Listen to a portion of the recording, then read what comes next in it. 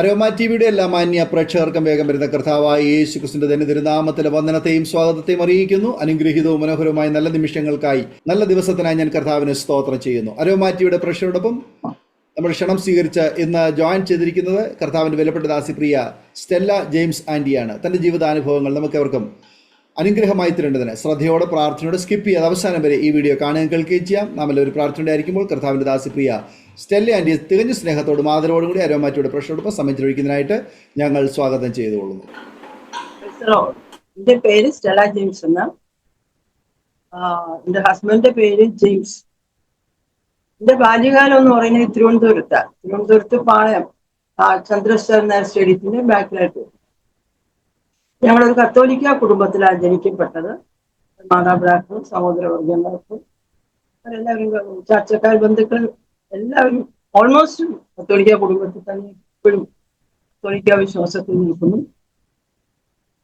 എന്റെ വിദ്യാഭ്യാസം, ഞാനും 10ാം ക്ലാസ് പാസ്സായതിനു ശേഷം ടൈപ്പ് റൈറ്റിംഗ് ഷോർട്ട് ഹാൻഡ് പഠിക്കാനിടയായിത്തീരും. അതിനുശേഷം ആണ് പിന്നെ എന്റെ ഹയർ സ്റ്റഡീസ് ഒക്കെ നടക്കുന്നത്. അത് എന്റെ വിവാഹ അനന്തരം എന്റെ ഹസ്ബൻഡ് എന്നെ പഠിപ്പിച്ചത്.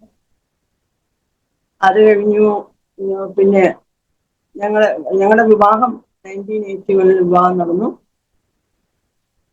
പിന്നെ ഹസ്ബൻഡ് ഒരു ബിസിനസ്മാൻ ആയിരുന്നു. Book stall, fancy store, footwear. ഞാൻ ഈ ബിസിനസ്സിൽ നല്ല രീതിയിലായിരുന്നു എന്നെ വിവാഹം കഴിക്കുന്ന സമയത്ത്. അവിടുത്തെ അച്ചായനാണെങ്കിൽ അദ്ദേഹം അരമന ട്രസ്റ്റിലായിരുന്നു. പിന്നെ അതിനുശേഷം ഇവര് ബിസിനസ് സ്റ്റാർട്ട് ചെയ്ത് ഒരു നല്ല നിലവാരത്തിൽ ഇരിക്കുമ്പോഴാണ് ഞങ്ങളുടെ വിവാഹം അറേഞ്ച് മാരേജ് ആയിരുന്നു. വിവാഹം നടന്നു. അതിനുശേഷം ഞങ്ങൾക്ക് 3 കുഞ്ഞുങ്ങളുണ്ടായി. പക്ഷേ ആദ്യത്തെ കുഞ്ഞ് ജനിച്ചതിന് ശേഷം ഞങ്ങളുടെ ബിസിനസ് ഡൗൺ ആയി. ഞങ്ങളെ ഒരു ചങ്ങനാശ്ശേരിയിൽ നിന്ന് ഞങ്ങളെ നിലമയിലോട്ട് ഞങ്ങളുടെ ബിസിനസ് വളരെ നല്ല രീതിയിൽ നടന്നത്. ഒപ്പം തന്നെ ഞങ്ങൾക്ക് ഇക്ബാൽ കോളേജിന്റെ അവിടെ ഒരു ബുക്ക് സ്റ്റോൾ ഉണ്ടായിരുന്നു. അങ്ങനെ എല്ലാം നല്ല രീതിയിലായിരുന്നു. പെട്ടെന്ന് തന്നെ അവിടെ ഒരു എന്താ പറയാ കുറച്ച് നഷ്ടം വന്നു. പക്ഷെ ഈ ഇതിൽ നഷ്ടം വരുന്ന കേസ് ഒരു സംഭവം അല്ല. കാരണം ബുക്കും ഈ ഫുഡ്വെയർ എന്നൊക്കെ ലാഭമുള്ള ബിസിനസ്, പ്രത്യേകിച്ച് ഫാൻസി ഐറ്റംസിനൊക്കെ നല്ല ലാഭമുള്ളത്. പക്ഷെ എന്തോ കാരണവശാൽ ഞങ്ങളുടെ ബിസിനസ് തകരപ്പെട്ടു. അങ്ങനെ ഒരു വല്ലാത്ത സ്റ്റേജിലായിരുന്നു. രണ്ടാമത്തെ മോളുടെ ഡെലിവറി കഴിഞ്ഞു. പിന്നെ തിരുവനന്തപുരത്തോട്ട് ഞങ്ങളുടെ അച്ചായൻ തന്നെ പറഞ്ഞു, ഹസ്ബൻഡിന്റെ ഫാദർ അച്ചായൻ പറഞ്ഞു, നിങ്ങൾക്ക് തിരുവനന്തപുരത്ത് ബുക്ക് സ്റ്റോൾ ഉണ്ടല്ലോ, അങ്ങോട്ടോട്ട് ഷിഫ്റ്റ് ചെയ്യാൻ പറഞ്ഞു. അപ്പോൾ തന്നെ മൂത്ത ചേട്ടൻ ഇതിലായിരുന്നു, പട്ടാളത്തിലായിരുന്നു. അദ്ദേഹം വന്നു. പിന്നെ അദ്ദേഹം ആ ബിസിനസ് ഏറ്റെടുത്ത് ഞങ്ങളെ തിരുവനന്തപുരത്തേക്ക് ഷിഫ്റ്റ് ചെയ്യിപ്പിച്ചു. ഞങ്ങൾ പിന്നെ അങ്ങോട്ട് പോന്നു. അങ്ങനെ ബിസിനസ് ഒത്തിരി ഡൗൺ ആയി. ഞങ്ങൾക്ക് കുറച്ച് സൗകര്യങ്ങളൊക്കെ ഉണ്ടായിരുന്നു അച്ചായന്. പക്ഷേ അവിടെ നിന്ന് ഞങ്ങൾ ഇങ്ങോട്ട് ഷിഫ്റ്റ് ചെയ്തതിനു ശേഷം ഞങ്ങൾക്ക് വളരെ ബുദ്ധിമുട്ടായിരുന്നു ഞങ്ങളുടെ ബിസിനസ്സിൽ. എന്ന് വെച്ചാൽ ബിസിനസിന്റെ കാര്യം വാസ്തവത്തില് അത് നഷ്ടം വരുന്നതല്ല. പക്ഷേങ്കിൽ ഞങ്ങൾക്ക് ഈ കോളേജ് ബുക്ക് ഡിപ്പോ എന്ന് പറയുമ്പോഴത്തേക്കിന് അവിടെ ഈ ഗൈഡുകളാണ് കൂടുതൽ ഞങ്ങളുടെ കയ്യിൽ ഉണ്ടായിരുന്നു. അപ്പൊ ആ ഗൈഡുകൾ വിറ്റതിന് ശേഷം തിരിച്ചു കൊടുക്കുന്ന സമ്പ്രദായം. അങ്ങനെ വരുമ്പോൾ ഞങ്ങൾ മുതൽ മുടക്ക് കുറവായതുകൊണ്ട് പിന്നെയും ഞങ്ങൾ ഡൗൺ ആയി. അതിനിടയ്ക്ക് ഞങ്ങൾ സെന്റ് സേവിയേഴ്സ് കോളേജിന്റെ അവിടെ ഒരു ബുക്ക് സ്റ്റോൾ സ്റ്റാർട്ടായി. അങ്ങനെ ഈ രണ്ടും ഇങ്ങനെ നടന്നുകൊണ്ടിരിക്കുമ്പോൾ ടൈപ്പ് റൈറ്റിംഗ് ഇൻസ്റ്റിറ്റ്യൂഷൻ ഞാൻ സ്റ്റാർട്ട് ചെയ്തു. ഇങ്ങനെയൊക്കെ സംഭവം നടന്നുകൊണ്ടിരിക്കുമ്പോൾ തന്നെ ഞങ്ങൾ തിരുവനന്തപുരത്ത് ഷിഫ്റ്റ് ചെയ്തതിനു ശേഷം പല ആൾക്കാരും സുവിശേഷം പറയാൻ കർത്താവിന്റെ ദാസന്മാര് അവിടെ വരുമായിരുന്നു. എന്റെ അപ്പന് ഒരു ചെറിയ വീട് വാങ്ങി തന്നു. അതൊരു ചെറ്റപ്പുര പോലത്തെ ഒരു വീടാണ്. എന്റെ പപ്പായ്ക്ക് അത്രയുള്ള സൗകര്യം ഉണ്ടായിരുന്നുള്ളൂ. പപ്പ ട്രാൻസ്പോർട്ടിൽ ഡ്രൈവറായിട്ട് ജോലി ചെയ്താണ്. പപ്പ എന്നെ കല്യാണം കഴിച്ചു കൊടുത്തതിന് ശേഷം പപ്പയുടെ കയ്യിൽ ഉണ്ടായിരുന്ന അതാ. അപ്പൊ ആ ഒരു വീട് വാങ്ങി. പക്ഷെ ആ പൈസ ഞങ്ങൾ തിരിച്ചു കൊടുത്തായിരുന്നു. അവിടെ ഇരിക്കുമ്പോഴാ പിന്നെ വീണ്ടും ഞങ്ങള് ടൈപ്പ് റൈറ്റിംഗ് ഇൻസ്റ്റിറ്റ്യൂഷൻ അതിലെ ഫോക്കസ് ചെയ്തു. പിന്നെ ഫാൻസി സ്റ്റോറൊക്കെ ഫോക്കസ് ചെയ്തു. ഞാൻ അങ്ങനെ ആക്റ്റീവ് ആയിരുന്നു. അവിടെ ഇച്ചിരി നന്നായി വന്നപ്പോഴത്തേ അവിടുത്തെ ഞങ്ങൾക്ക് ഈ കട തന്ന അവര് ഞങ്ങളോട് പറഞ്ഞു മാറാൻ പറഞ്ഞു. കാരണം അവർക്ക് അവിടെ ബിസിനസ് നടത്തണം.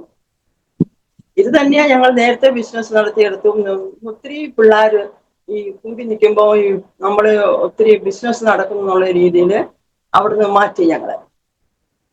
അവർ പറഞ്ഞു മാറിത്തരണോ, പക്ഷെ ഞങ്ങളൊന്നും എതിർത്തില്ല. ഞങ്ങളുടെ ചെറുപ്പപ്രായവും മാത്രമല്ല, ഞങ്ങൾക്ക് അഡ്വൈസ് ചെയ്ത് തരാൻ, അങ്ങനെയുള്ള കാര്യങ്ങൾ അഡ്വൈസ് ചെയ്ത് തരാൻ ആരുമില്ല. ഞങ്ങൾ എന്തായാലും മാറി. അങ്ങനെ ഇരിക്കുമ്പോൾ വീണ്ടും എയർപോർട്ടിന്റെ അടുത്താണ് ഞങ്ങൾക്ക് വീട് ഉണ്ടായിരുന്നത്. അവിടെ വന്നു. അങ്ങനെ ഇരിക്കെ എന്റെ ഹസ്ബൻഡിന് പെർമനന്റ് ജോലി, പെർമനന്റ് അല്ല, ടെമ്പററി പോസ്റ്റ് ആയിട്ട് എയർപോർട്ടിൽ ജോലിയായി. അപ്പൊ തന്നെ ഞാൻ സ്കൂളിൽ കയറി. സ്കൂളില് ടീച്ചർ പോസ്റ്റിങ് കയറി. എന്റെ കുഞ്ഞുങ്ങൾ പഠിച്ച സ്കൂളിൽ തന്നെ. അവിടെ ഇരിക്കുമ്പോൾ എന്റെ ക്ലാസ്സിലെ ഒരു കുട്ടി, ഇതിനിടയ്ക്ക് പല പല ദൈവദാസന്മാർ ഞങ്ങളുടെ ഭവനത്തിൽ വന്നു സുവിശേഷം അറിയിക്കുകയും, പക്ഷെ ഒന്നും എതിർത്തിരുന്നില്ല. ഞാൻ ഒരിക്കലും സുവിശേഷത്തെ എതിർത്തിരുന്നില്ല, കേൾക്കും. ഈ കത്തോലിക്ക പാരമ്പര്യത്തിൽ നിൽക്കുന്നത് കൊണ്ട് തന്നെ അച്ഛന് ഇതിനോട് വലിയ താല്പര്യമില്ല മീൻസ് കർത്താവിനോട്ടല്ല, പെന്തക്കോസ്തുകാരെന്ന് പറയുമ്പോൾ ഒരു അത്ര ഒരു ഇൻട്രസ്റ്റ് ആയിരുന്നില്ല. പക്ഷെ എങ്കിൽ ഞാൻ ദൈവവചനം നിഷേധിക്കത്തില്ല, എല്ലാം കേൾക്കും. അങ്ങനെ ഇരിക്കെ എന്റെ ക്ലാസ്സിൽ ഒരു കുട്ടി ഒരു ദിവസം ഒരു നോട്ടീസ് കൊണ്ട് തന്നിട്ട് എന്നോട് പറഞ്ഞു, ടീച്ചർ ഒരു കൺവെൻഷൻ നടക്കുക, ടീച്ചർ വരണമെന്ന് പറഞ്ഞു. അപ്പൊ ഞാൻ വീട്ടിൽ വന്നിട്ട് ഞാൻ പപ്പയോട് പറഞ്ഞു, ഒരു സൺഡേയാ കൺവെൻഷൻ നടക്കുന്നത്, ശംഖുമം ബീച്ചിൽ വെച്ചാണ്. ഞാൻ പപ്പയോട് പറഞ്ഞു, പിന്നെ എനിക്ക് ആ മീറ്റിങ്ങിൽ പോകണമെന്ന് പറഞ്ഞു. അപ്പൊ അന്ന് ആ കാലഘട്ടത്തിൽ ഞങ്ങൾ ഈ സിനിമ കാണുന്ന ഒരു സ്വഭാവം ഉണ്ടായിരുന്നു, രക്ഷിക്കപ്പെടുന്നതിന് മുമ്പുള്ള കാലഘട്ടത്തിൽ. അതിനുശേഷം ഇതുവരെ സിനിമ കണ്ടിട്ടില്ല. അപ്പോ പപ്പ എന്നോട് പറഞ്ഞു, അവിടെ ഇരുന്ന് മിണ്ടായിരുന്നു, സിനിമ കാണാൻ പറഞ്ഞു. എന്തുകൊണ്ടോ എന്റെ മനസ്സിനകത്തൊരു വിങ്ങല. അപ്പൊ ഞാൻ എന്നിട്ട് കിച്ചണിൽ പോയിട്ട് എന്റെ എനിക്ക് സങ്കടം വന്നു, ഞാൻ കരയുക. എന്താണെന്ന് എനിക്കൊരു കാരണം അറിയത്തില്ല. എന്നിട്ട് എന്നോട് പറഞ്ഞു, അന്നേരം കറണ്ട് പോയില്ല, പക്ഷേ ടി വി സ്റ്റോപ്പായി. അപ്പം പപ്പ എന്നോട് പറഞ്ഞു, ബാബാ ഇറങ്ങാം, നമുക്ക് പോയി ബീച്ചിൽ പോയി. ഞങ്ങൾ ഈ ബീച്ചിൽ പോയി ഇരിക്കുന്ന ഒരു സ്വഭാവമാണ്. അങ്ങനെ ബീച്ചിൽ പോയി ഇരിക്കുമ്പോൾ അവിടെ കൺവെൻഷൻ നടക്കുക. ഞാനും കുഞ്ഞുങ്ങൾ തീരെ ചെറിയ കുഞ്ഞുങ്ങളാണ്. അപ്പോ ഞങ്ങള് എന്തായാലും കുറച്ച് കൺവെൻഷന്റെ ബാക്കിലായിട്ടിരുന്നു. പപ്പ അതിന്റെ മുകളിൽ അവിടെ ഒരു സ്റ്റെയർ കേസ് പോലെ കെട്ടിയിട്ടിട്ടുണ്ട്, അവിടെ ഇരിക്കുമായിരുന്നു. ആ ഡയറക്ഷൻ നോക്കി ആ ദൈവദാസൻ ഇങ്ങനെ വിളിച്ചു പറഞ്ഞു, എല്ലാം നഷ്ടപ്പെട്ട ഒരു ചെറുപ്പക്കാരൻ. എന്റെ ഹസ്ബൻഡിന്റെ മുഖത്ത് നോക്കി ഇങ്ങനെ കൈ ചൂണ്ടി വിളിച്ചു പറയുക, എല്ലാം നഷ്ടപ്പെട്ട ഒരു ചെറുപ്പക്കാരൻ അവിടെ ഇരിക്കുന്നെന്ന് പറഞ്ഞു. ഞങ്ങളുടെ പ്രീവിയസ് ഹിസ്റ്ററി പുള്ളി ദൈവദാസൻ ഇങ്ങനെ പറഞ്ഞു. അത് കഴിഞ്ഞപ്പോൾ എന്റെ ഹസ്ബൻഡ് ഈ മീറ്റിംഗ് കഴിഞ്ഞപ്പോൾ അദ്ദേഹം ഒരു ചങ്ങനാശ്ശേരിക്കാരനായിരുന്നു, പിന്നെ അദ്ദേഹം ഒരു അച്ചായനായിരുന്നു. അപ്പൊ ഈ കാരണങ്ങൾ കൊണ്ട് തന്നെ പുള്ളി പോയി പരിചയപ്പെട്ടു. ആ രാത്രിയിൽ ആ ദൈവദാസൻ ഞങ്ങളുടെ ഭവനത്തിൽ വന്നു. അദ്ദേഹം ഞങ്ങൾക്ക് വേണ്ടി പ്രാർത്ഥിച്ചു. അതിനുശേഷം എല്ലാ സാറ്റർഡേയ്സും അദ്ദേഹം വന്ന് ക്ലാസ് എടുക്കുക, ബൈബിൾ ക്ലാസ്. ഞങ്ങളുടെ വീട്ടിൽ സാറ്റർഡേ ഹോളിഡേ ആണല്ലോ, അപ്പം വന്ന് ക്ലാസ് എടുക്കും.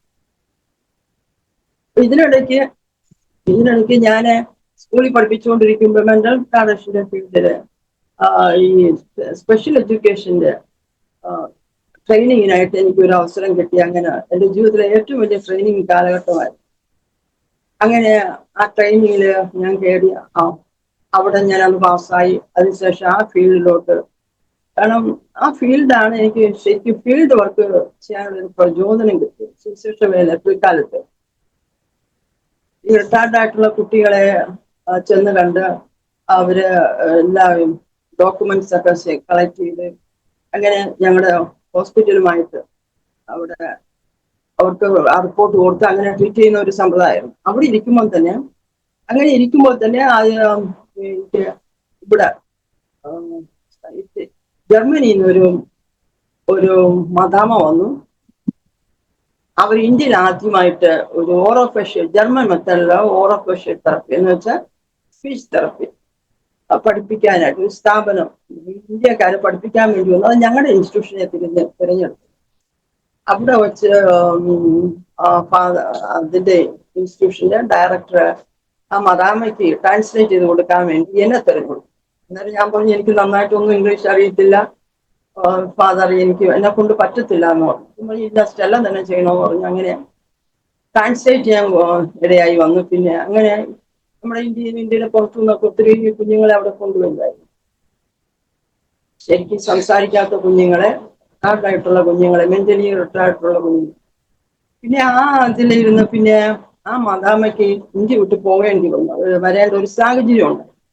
അവരെ പറഞ്ഞു വിടേണ്ട ഒരു സാഹചര്യം ഉണ്ടായപ്പോൾ എന്നെ അവിടുത്തെ തെറപ്പിസ്റ്റാക്കി അവർ മാറ്റി. അതിന് എനിക്ക് എക്സ്പീരിയൻസ് കിട്ടിയത് കൊണ്ട് അങ്ങനെ ഇന്ത്യയിൽ ആദ്യത്തെ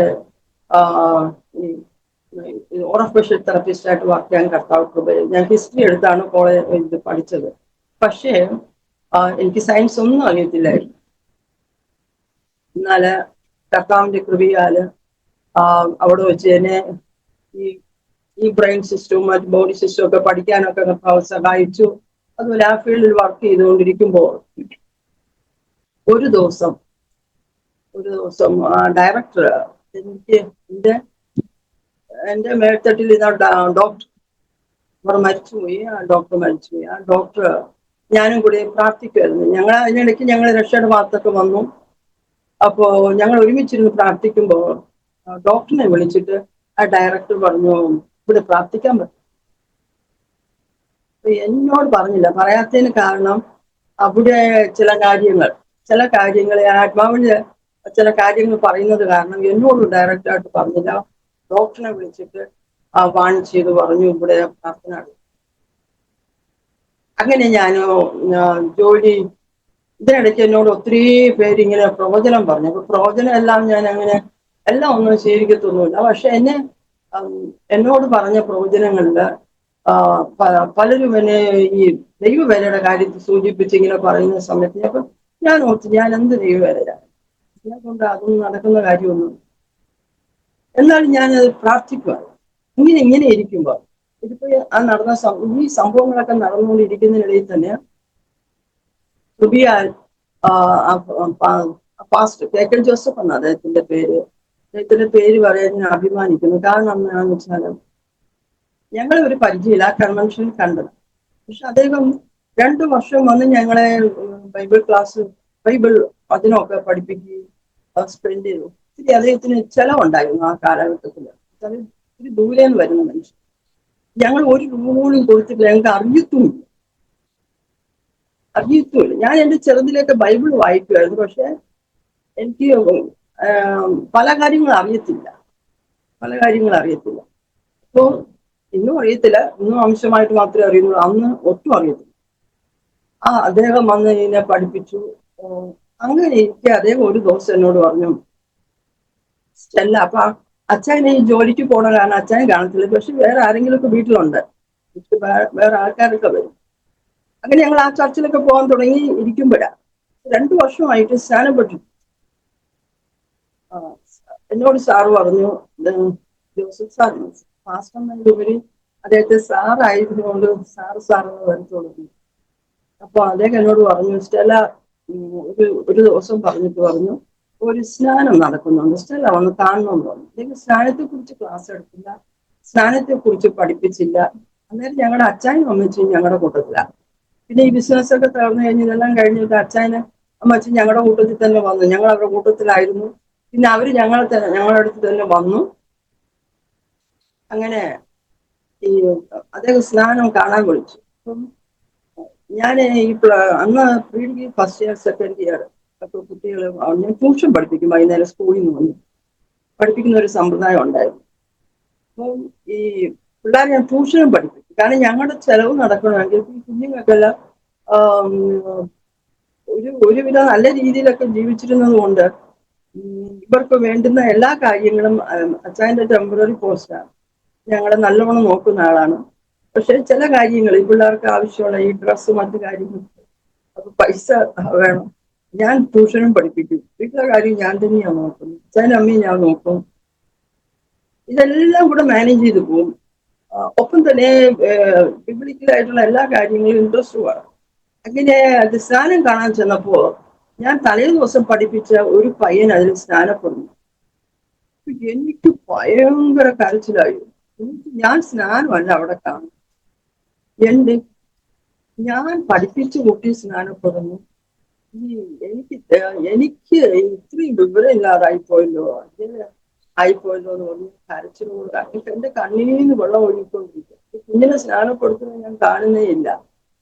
എനിക്ക് ആകെപ്പാടെ ഒരു വർഷം അന്ന് സാറ് ക്ലാസ് എടുക്കുന്ന ഞാൻ കേട്ടായിരുന്നു.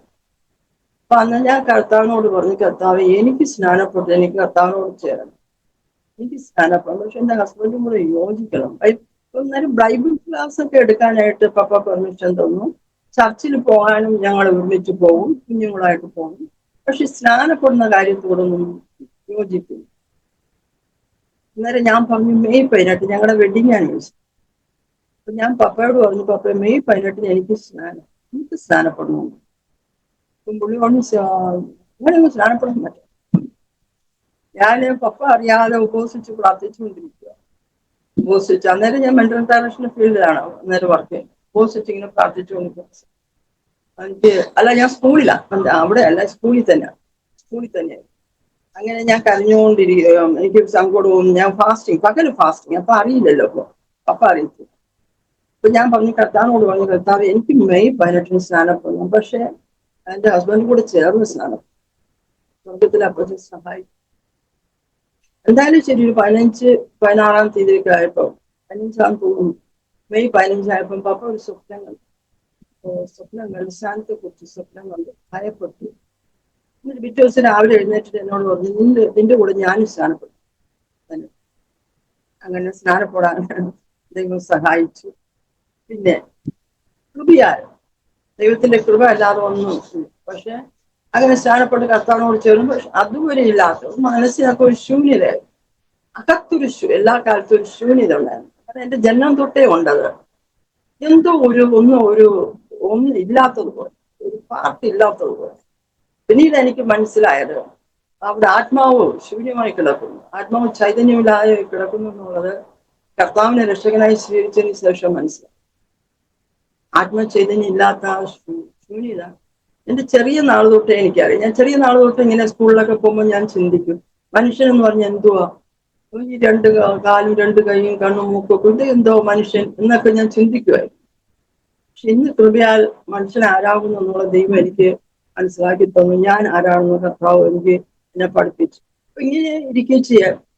അന്ന് ഞങ്ങളായിരുന്നു ആ ഏരിയയിൽ ആദ്യത്തെ വിശ്വാസി. അവിടെ ഒരു സഭ സ്റ്റാർട്ട് ചെയ്തു. ആ കാലഘട്ടത്തിൽ രക്ഷിക്കപ്പെട്ട ജനം എല്ലാവരും കൂടെ ചേർന്ന് അവിടെ സഭ ഇങ്ങനെ ആരാധന എല്ലാം നടന്നു വരുമ്പോൾ സാർ എന്തോ വിദേശത്ത് എങ്ങാണ്ട് പോയിരുന്ന സമയത്ത് ഒരാൾ സഭയിൽ കടന്നു. എന്റെ ജീവിതത്തിലെ ഏറ്റവും വലിയ ശോധനയുടെ കാലഘട്ടം.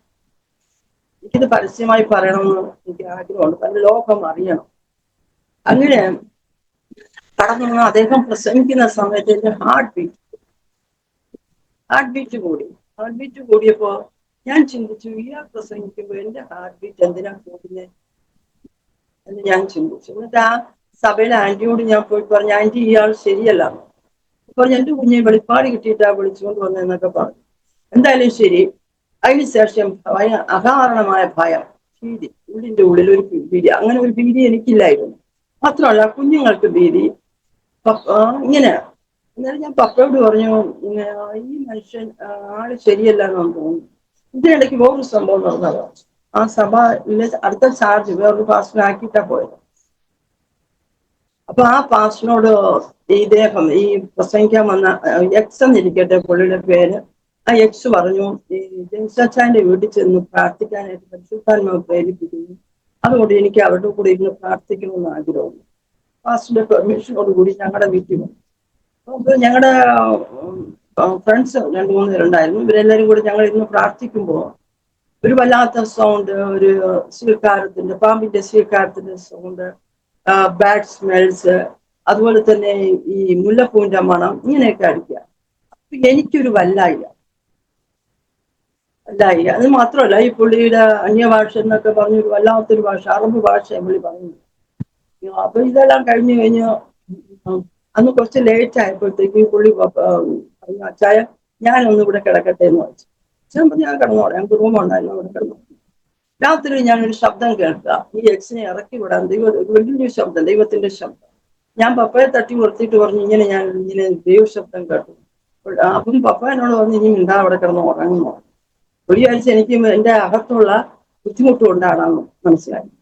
എന്നാൽ വേറെ പുസ്തകം പറയാനും ഭാവി കാലത്ത് ചിലർ രാജാന്മാക്കളെയും ഭൂതങ്ങട്ട ഉപദേശങ്ങൾ ആശ്രയിച്ച് ബോഷ്ക്ക് പറയുന്നവരുടെ കപടത്താൽ വിശ്വാസം ത്യജിക്കുമെന്ന് ആത്മാവ് പറയുന്നതായിട്ട് പൗലോസ്ലീഹ പറയുന്നു.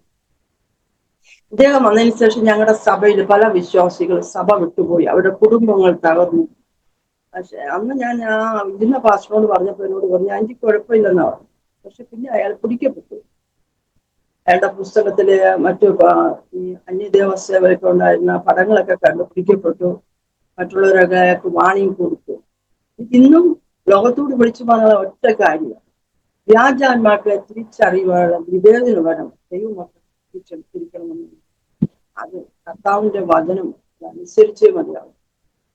ദൈവത്തിന്റെ ഭാവനങ്ങൾ ഏറ്റവും വലിയൊരു വിവേചനവരം. വിവേചനവരം അതുപോലെ വിവേകം ഒരു ദൈവ പൈതലിന് ആവശ്യമായിരിക്കേണ്ട ഒരു കാര്യം. അങ്ങനെ ആ സഭ അവിടുന്ന് മാറി. പിന്നെ ഞങ്ങള് അങ്ങനെ ഇരിക്കുമ്പോൾ ഞാനാ ഫോഴ്സ് ചെയ്ത് ഞാൻ പറഞ്ഞു എനിക്ക് എങ്ങനെയെങ്കിലും ഈ ജോലി കളഞ്ഞിട്ട് സുശിക്ഷ വിലയ്ക്ക് ഇറങ്ങണം. കാരണം ഒരുപാട് പേര് എന്നോട് പറഞ്ഞു. അപ്പം ഇതിനിടയ്ക്ക് അച്ചായൻ മരിച്ചു, പിന്നെ അമ്മയുണ്ട്. അപ്പോ അന്നേരം ഞാൻ ഹസ്ബൻഡിനോട് പറഞ്ഞു ഞാൻ ജോലി രാജിവെച്ചിട്ട് ഞാൻ അമ്മയെ നോക്കി വീട്ടിലിരുന്നോളാം. അപ്പൊ അന്നേരം അമ്മ പറഞ്ഞു കുഞ്ഞ് ജോലിയൊന്നും രാജിവെക്കണ്ട, കുഞ്ഞ് പിന്നെ ജോലിക്ക് പൊക്കോന്ന് പറഞ്ഞു. ഇങ്ങനെ പറഞ്ഞു. പക്ഷേ വേറൊരു സംഭവം നടന്നത്, ദൈവത്തിന്റെ ആത്മാവ് ഇങ്ങനെ എന്നോട് ഇടപെട്ടുകൊണ്ടേയിരുന്നു. നെഹമ്യാവിനോട് പറഞ്ഞു യെരൂശലേമിന്റെ മതിലുകൾ ഇടിഞ്ഞും പൊളിഞ്ഞും കിടക്കും, അപ്പൊ അത് എഴുന്നേറ്റ് പണിയുക എന്നുള്ള ആ വചനം എന്റെ മനസ്സിൽ ഇങ്ങനെ ക്രിയ ചെയ്തുകൊണ്ടിരിക്കുമ്പോൾ ഞാൻ ഞങ്ങളുടെ ഓഫീസിൽ വിളിച്ച് ഞങ്ങളുടെ ഒരു സ്റ്റാഫ് വിശ്വാസി ഉണ്ടായിരുന്നു, ജോർജ് എന്നാ പേര്, പുള്ളി ജീസസ് കോഴ്സിൽ വർക്ക് ചെയ്യുന്നു ഇപ്പോഴും.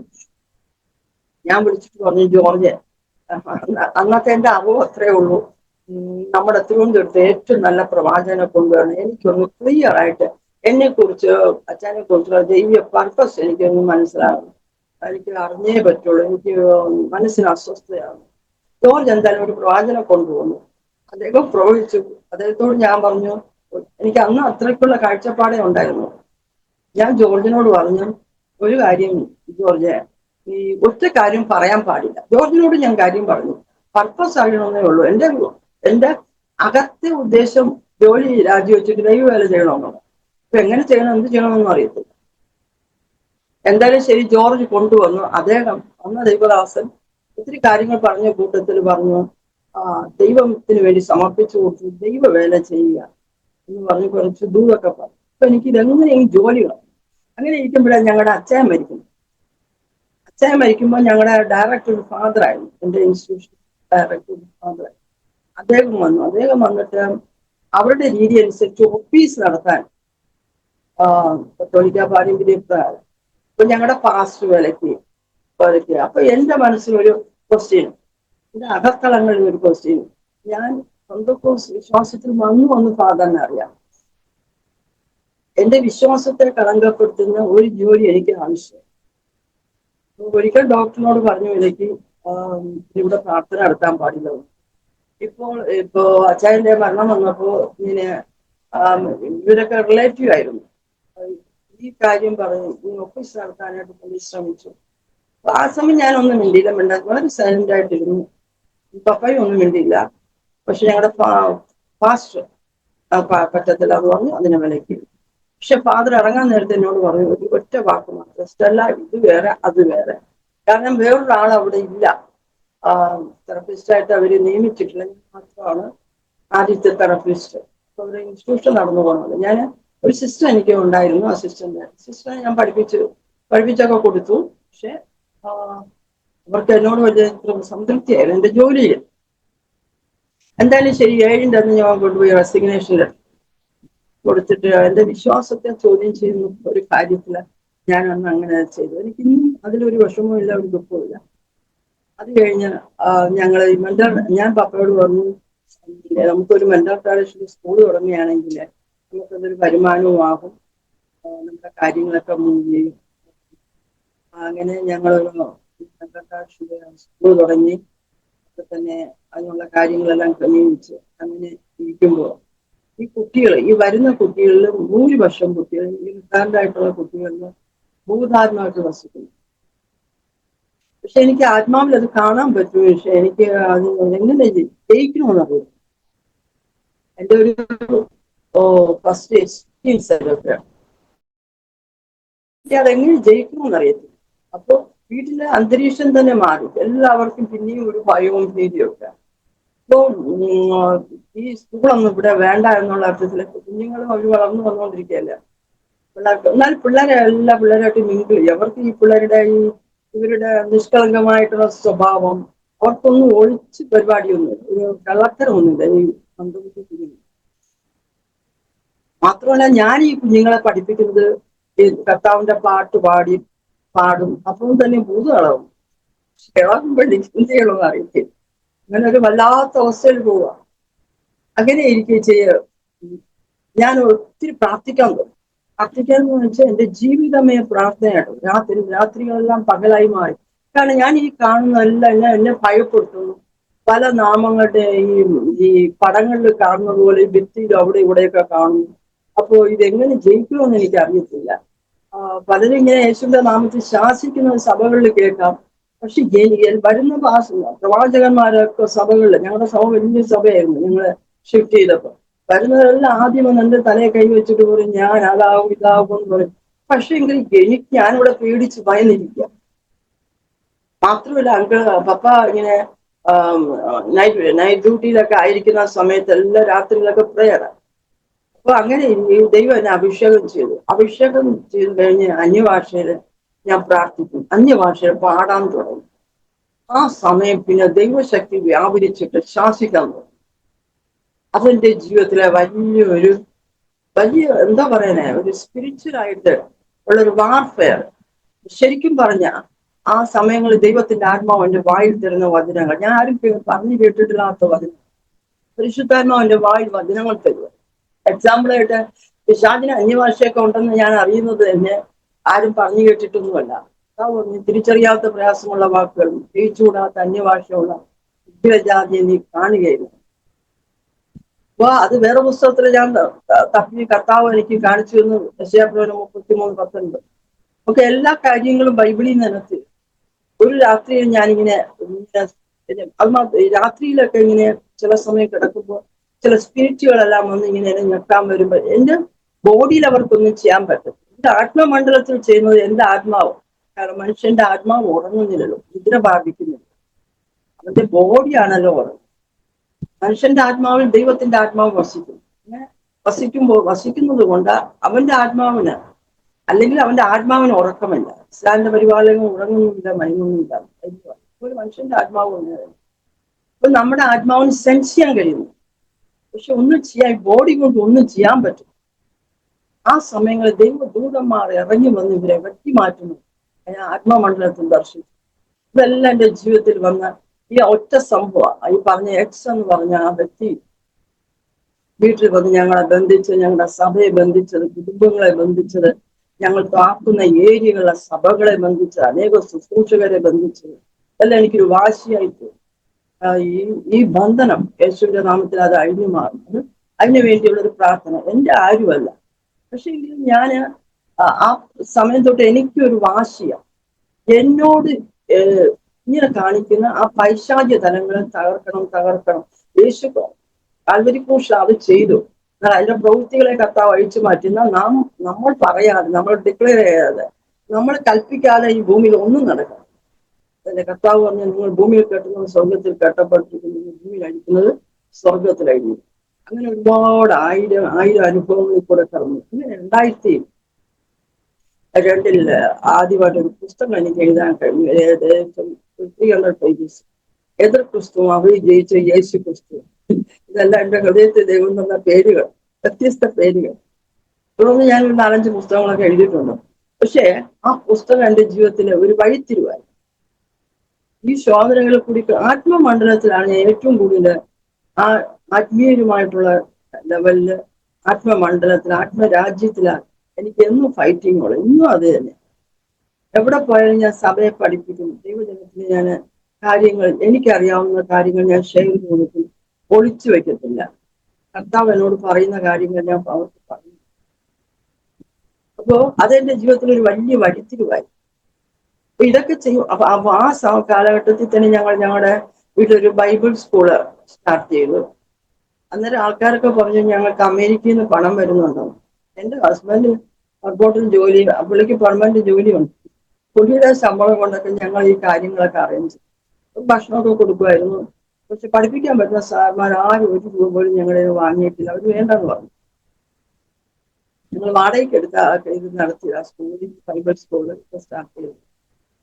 അപ്പം അതിനിടയ്ക്ക് തന്നെ ട്രാക്റ്റുകള് ഇവിടെ പഠിക്കാൻ വന്ന ഒരു സഹോദരിയായിട്ട് പരിചയപ്പെട്ടു. അപ്പൊ അവര് ഒരു LIC വർക്ക് ചെയ്യുന്ന ഒരു സഹോദരി.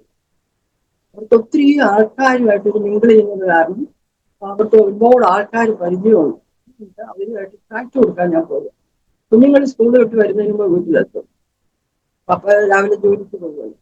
ട്രാക്റ്റുകൾ കൊടുക്കാം. വീടുകൾ ഓട് കയറി ഇറങ്ങി ട്രാക്റ്റുകൾ കൊടുക്കും. മാത്രമല്ല പ്രാർത്ഥന വേണ്ടുന്നവർക്ക് പ്രാർത്ഥിക്കും. പിന്നെ അതിലൊക്കെ ഒരുപാട് കാര്യങ്ങൾ സംഭവിച്ചിട്ടുണ്ട്. വെച്ചാല് ഒരിക്കൽ ഞങ്ങൾ ട്രാക്ടർ കൊടുത്തുകൊണ്ടിരിക്കുമ്പോൾ എന്നോട് ആ സിസ്റ്റർ എന്നോട് പറഞ്ഞു, സിസ്റ്റർ ഒരു വീട്ടിൽ പോയി നമുക്ക് പ്രാർത്ഥിക്കണം. ഞാൻ പറഞ്ഞു എനിക്ക് 3:30 മുമ്പ് വീട്ടിലെത്തണം. അപ്പൊ എന്നോട് പറഞ്ഞു ഇല്ല സിസ്റ്റർ, ഈ വീട്ടിലൊന്ന് പോയി പ്രാർത്ഥിച്ചിട്ട് പോവാം, കുഞ്ഞുങ്ങൾ അപ്പഴേ വരത്തുള്ളൂ.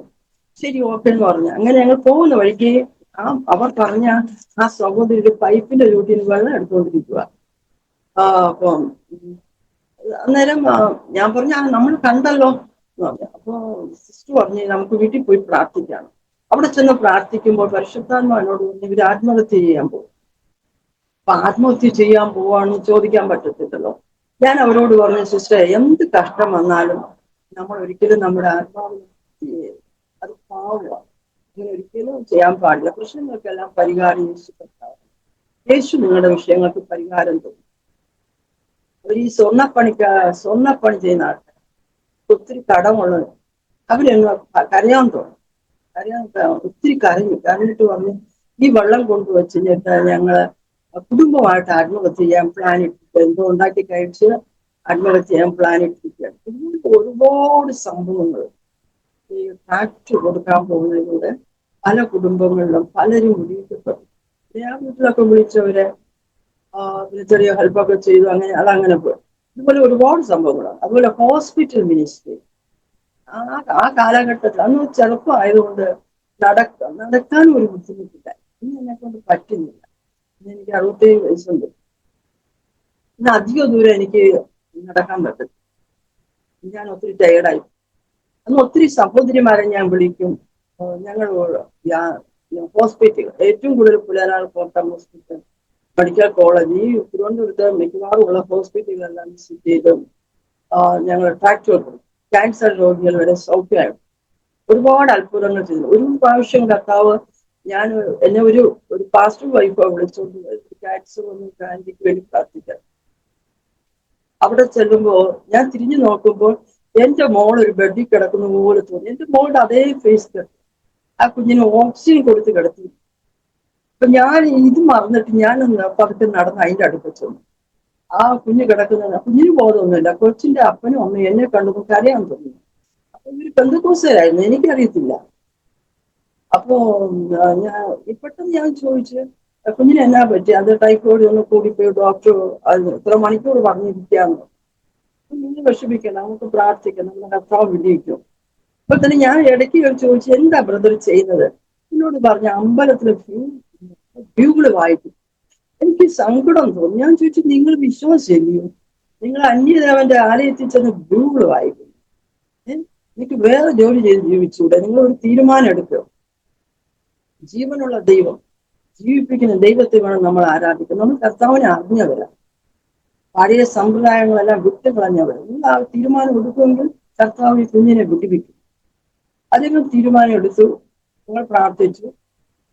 ഞങ്ങളങ്ങ് പോയി. എനിക്ക് വന്നിട്ട് ഓർമ്മിച്ച ആ ഓർത്ത ദിവസങ്ങൾ മാത്രം പ്രാർത്ഥിച്ചു. അത് കഴിഞ്ഞ് പിറ്റേ ആഴ്ച അതേ ഹോസ്പിറ്റലിൽ ചെല്ലുമ്പോൾ ഈ മനുഷ്യൻ ഓടിക്കൊണ്ട് വരിക. ഡോക്ടർ കുറച്ച് കഴിഞ്ഞ് വന്നപ്പോൾ ചോദിച്ചപ്പോൾ പറഞ്ഞു ഇതെന്ത്, കുഞ്ഞിന് ഭയങ്കര വ്യത്യാസമായാലും ഇതെന്താ പറ്റിയെന്ന് വെച്ചപ്പോൾ പ്രാർത്ഥിച്ചു. അപ്പൊ ഞാൻ പറഞ്ഞു ഓക്കെ, ഈ മനുഷ്യൻ എന്റെ അടുക്കൽ ഓടി വന്നു. ഞാൻ പറഞ്ഞു ഓക്കെ ബ്രദർ, നിങ്ങൾ എടുത്ത തീരുമാനത്തിൽ വല്ല വ്യത്യാസം വരുത്തൂ. അന്നേരം അദ്ദേഹം എന്നോട് പറഞ്ഞു ജോലി കിട്ടില്ലെങ്കിൽ ഞാൻ എന്താ ചെയ്യും സിസ്റ്റർ?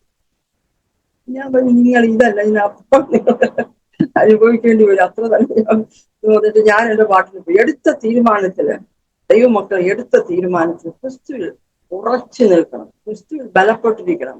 എന്തെല്ലാം പരീക്ഷകളും ശോധനകളും വന്നാലും നമ്മെ സഹായിക്കാൻ നമ്മുടെ ജീവകാലം മുഴുവൻ കർത്താവ് നമ്മോട് കൂടി, ഇമ്മാനുവേലായിട്ട് യേശു നമ്മോട് കൂടി. കർത്താവിന്റെ ആ മാറ്റമില്ലാത്ത വചനത്തിൽ വിശ്വസിക്കുക. ഒരു ദിവസം രാത്രി എനിക്ക് കർത്താവ് ദർശനം, ഞാനിങ്ങനെ കണ്ടു കിടക്കാം, ഈ ഈ ആകാശമുട്ട ഉള്ളൊരു സർപ്പം. പക്ഷെ അവിടെ ഒരു സർപ്പം ഇങ്ങനെ വളഞ്ഞിരിക്കുമ്പോൾ ദൈവത്തിന്റെ ഒരു ശബ്ദം ഞാൻ കേട്ടു. ഞാൻ അതിന് ചുറ്റും തീമതിലായി, അതിന്റെ നടുവിൽ മഹത്വമായി. ഈ വചനം ആദ്യമായിട്ട് ഞാൻ കേൾക്കുന്നത് ആ ദർശനത്തിലാണ്. ഇന്ന് വരെ ഈ 67 വയസ്സ് വരെ ഞാൻ അത് ആപ്തവാക്യമായിട്ട് പ്രാർത്ഥിക്കാറ്. ഏത് കഷ്ടതയുടെ, ഏത് ബുദ്ധിമുട്ടിന്റെ പ്രയാസത്തിൽ കൂടെ കടന്നു പോകുമ്പോഴും ഞാൻ എൻ്റെ അപ്പാന്ന് വിളിക്കാൻ, സ്നേഹപൂർവം നമ്മളോട് സംസാരിക്കാൻ, ലോകത്തിൽ ആരൊക്കെ ഉണ്ടായിരുന്നാലും നമുക്ക് തുറന്ന് സംസാരിക്കാം, നമ്മുടെ വേദനകൾ ഷെയർ ചെയ്യുവാൻ, നമ്മുടെ പ്രയാസങ്ങൾ ഷെയർ ചെയ്യുവാൻ. മറ്റുള്ളവരുടെ വേദന എൻ്റെ വേദനയായിട്ട് എനിക്ക് ഫീൽ ചെയ്യാറുണ്ട്. ദൈവമക്കളുടെ ആകട്ടെ ആരുടെയാണ് അതൊക്കെ ഷെയർ ചെയ്യാൻ ഒരപ്പനെ പോലാണ് സ്വർഗത്തിലപ്പച്ച. പക്ഷെ ആർക്കും മനസ്സിലാകും. അതാ ദൈവ സ്നേഹം തന്നെയെന്ന് പറയുന്ന ആ സ്നേഹത്തിന്റെ ആഴങ്ങൾ നമ്മൾ അനുഭവിച്ചറിഞ്ഞാൽ, കാരണം എന്നെ പലപ്പോഴും ശാന്തിയായിട്ടായിരുന്നു ശ്രമിച്ചു. ഇനി കുടുംബ പശ്ചാത്തലത്തിൽ നിന്നും ആണെങ്കിലും പലരും തെറ്റിദ്ധരിച്ചിട്ടുള്ളത്, പലരുടെയും തെറ്റിദ്ധാരണ എന്ന് വെച്ചാൽ ഞാൻ എൻ്റെ ഹസ്ബൻഡിനെയും കൂടെ ബന്ധുക്കൂസുകാരനാക്കിയിരുന്നു. പക്ഷെ അപ്പൊ ഇങ്ങനെയൊക്കെയുള്ള ഒരുപാട് കഥകളൊക്കെ കേൾക്കും. പക്ഷെ ഒന്നിനും ഞാൻ തിരിച്ചു മറുപടി കൊടുത്തിട്ടില്ല. ഒരിക്കൽ പോലും ഞങ്ങളുടെ അമ്മ മരിച്ചു കിടക്കുമ്പോൾ, എൻ്റെ ഹസ്ബൻഡിന്റെ മദർ മരിച്ചു കിടക്കുമ്പോൾ ഹസ്ബൻഡിന്റെ ആൾക്കാരെല്ലാം കൂടിയിട്ട് പറഞ്ഞു, വന്നിട്ട് പറഞ്ഞു, ദൈവം നിന്നെ സൃഷ്ടിക്കും. അമ്മച്ചി മരിച്ചു കിടക്കുകയാണ്. എൻ്റെ അമ്മ എന്ന് പറഞ്ഞാൽ അവരെന്നെ കുഞ്ഞെന്നല്ല, അനാവശ്യമായ ഒരു വാക്കുപോലും പറഞ്ഞു എൻ്റെ ഹസ്ബൻഡിന്റെ മദർ. കാരണം അവർ അങ്ങനെ ഒന്നും ശീലിച്ചിട്ടുള്ള ആളല്ല, അവർ പറയത്തില്ല. ഇന്ന് അമ്മായി അമ്മയും മരുമക്കളുമായിട്ടുള്ള ബന്ധത്തിലൊക്കെ നോക്കുമ്പോൾ, തിരിഞ്ഞു നോക്കുമ്പോൾ എനിക്കത് വളരെ അഭിമാനമുണ്ട്. ഇന്ന് എന്തൊക്കെയാ നടക്കുന്നത്? നമ്മുടെ ആത്മമണ്ഡലത്തില് ആത്മീയരാണെന്ന് പറഞ്ഞിട്ട് പോലും പല ദൈവമക്കളുടെ ഭവനങ്ങൾ അമ്മായിയമ്മയും മരുമോളും ഇങ്ങനെയൊക്കെ പ്രശ്നങ്ങളുടെ മേൽ പ്രശ്നം, 1000 പ്രശ്നം. ആരും ആർക്കും ഭവിച്ചു കൊടുക്കത്തില്ല. പിന്നെ എല്ലാ കാര്യങ്ങളും ഞാൻ ചെയ്യും. എന്റെ മദറിന്, അമ്മയ്ക്ക് ഈ കൈക്കൊരു പ്രശ്നമുള്ളതുകൊണ്ട് എല്ലാ ജോലിയും ചെയ്യാൻ പറ്റും. അതെന്റെ ഒരു പാർട്ടായിട്ട് എടുത്തുകൊണ്ട് ഞാൻ ചെയ്യും. എന്റെ എല്ലാ കാര്യങ്ങളും ചെയ്തു കൊടുക്കും. എനിക്ക് ബുദ്ധിമുട്ടൊന്നും. പക്ഷെ ചെയ്യാൻ പറ്റുന്ന കാര്യം അമ്മ ചെയ്യും. അമ്മയുടെ ഡ്രസ്സൊക്കെ കഴിയും.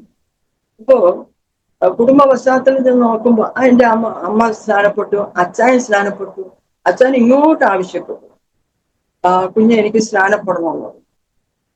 എന്നോട് പറഞ്ഞു, എന്നോടാ പറയുന്നത്, കുഞ്ഞെ എനിക്ക് സ്നാനപ്പെടണം, പക്ഷെ അമ്മ അറിയണ്ടെന്ന് പറഞ്ഞിട്ട് ഞങ്ങൾ കൊണ്ടുപോയി സ്നാനപ്പെടുത്തി കൊണ്ടുവന്നതിന് ശേഷമാണ് അമ്മ അറിയുന്നത്. പിന്നെ അമ്മയോട് കാര്യങ്ങളൊക്കെ പറഞ്ഞു കൊടുത്ത് അമ്മയെ സ്നാനപ്പെട്ടു. ഇതിനിടയ്ക്ക് എൻ്റെ അമ്മ എന്റെ വഴക്ക് പറയുമായിരുന്നു. പിന്നെ സ്നാനത്തെ കുറിച്ചൊക്കെ ഇങ്ങനെ ഓരോന്ന് ചോദിക്കുകയും കാര്യങ്ങളൊക്കെ പറഞ്ഞു കൊടുക്കുമെങ്കിലും ഇഷ്ടമല്ലായിരുന്നു. പക്ഷെ വീട്ടിൽ വന്നും പോയി പ്രാർത്ഥനയിൽ പങ്കുകൊണ്ട് എൻ്റെ അമ്മ സ്നാനപ്പെട്ടു, എൻ്റെ ഒരു ബ്രദർ സ്നാനപ്പെട്ടു. അപ്പൊ ഇങ്ങനെയുള്ള കാര്യങ്ങൾ നടന്നു. ഇതിനിടയ്ക്ക് തന്നെ ഈ പുസ്തകത്തിന്റെ പേരിൽ പുസ്തകവുമായിട്ട് പല സഭകളിൽ പോകാനിടയാണ്. അവിടെ വെച്ചാണ് ശുശ്രൂഷിക്കാൻ അവസരം കിട്ടി. സഭകൾ വിളിക്കാൻ തോന്നി. അത് പല സ്റ്റേറ്റുകളിലോട്ടായി മാറി. പിന്നെ ഞങ്ങളുടെ മൂത്ത മോളുടെ വിവാഹം കഴിഞ്ഞു. മൂത്ത മോള് വിവാഹം കഴിച്ചിരിക്കുന്ന പാസ്റ്റർ പോലീസിന്റെ മൂത്ത മോന്. അപ്പം പിന്നെ അതുവഴിയും ദൈവത്തിന്റെ കൃപയാൽ പല സഭകളിലും പല സ്റ്റേറ്റുകളിലും ഒക്കെ പോകാനും ഒക്കെ ദൈവം അവസരം തന്നു. ഇന്നും സഭകൾ ശുശ്രൂഷകർ വിളിക്കാറുണ്ട്. ഇതെല്ലാം പാസ്റ്ററെ ഒരിക്കൽ പോലും ചിന്തിച്ചിട്ടില്ലാത്ത കാര്യം.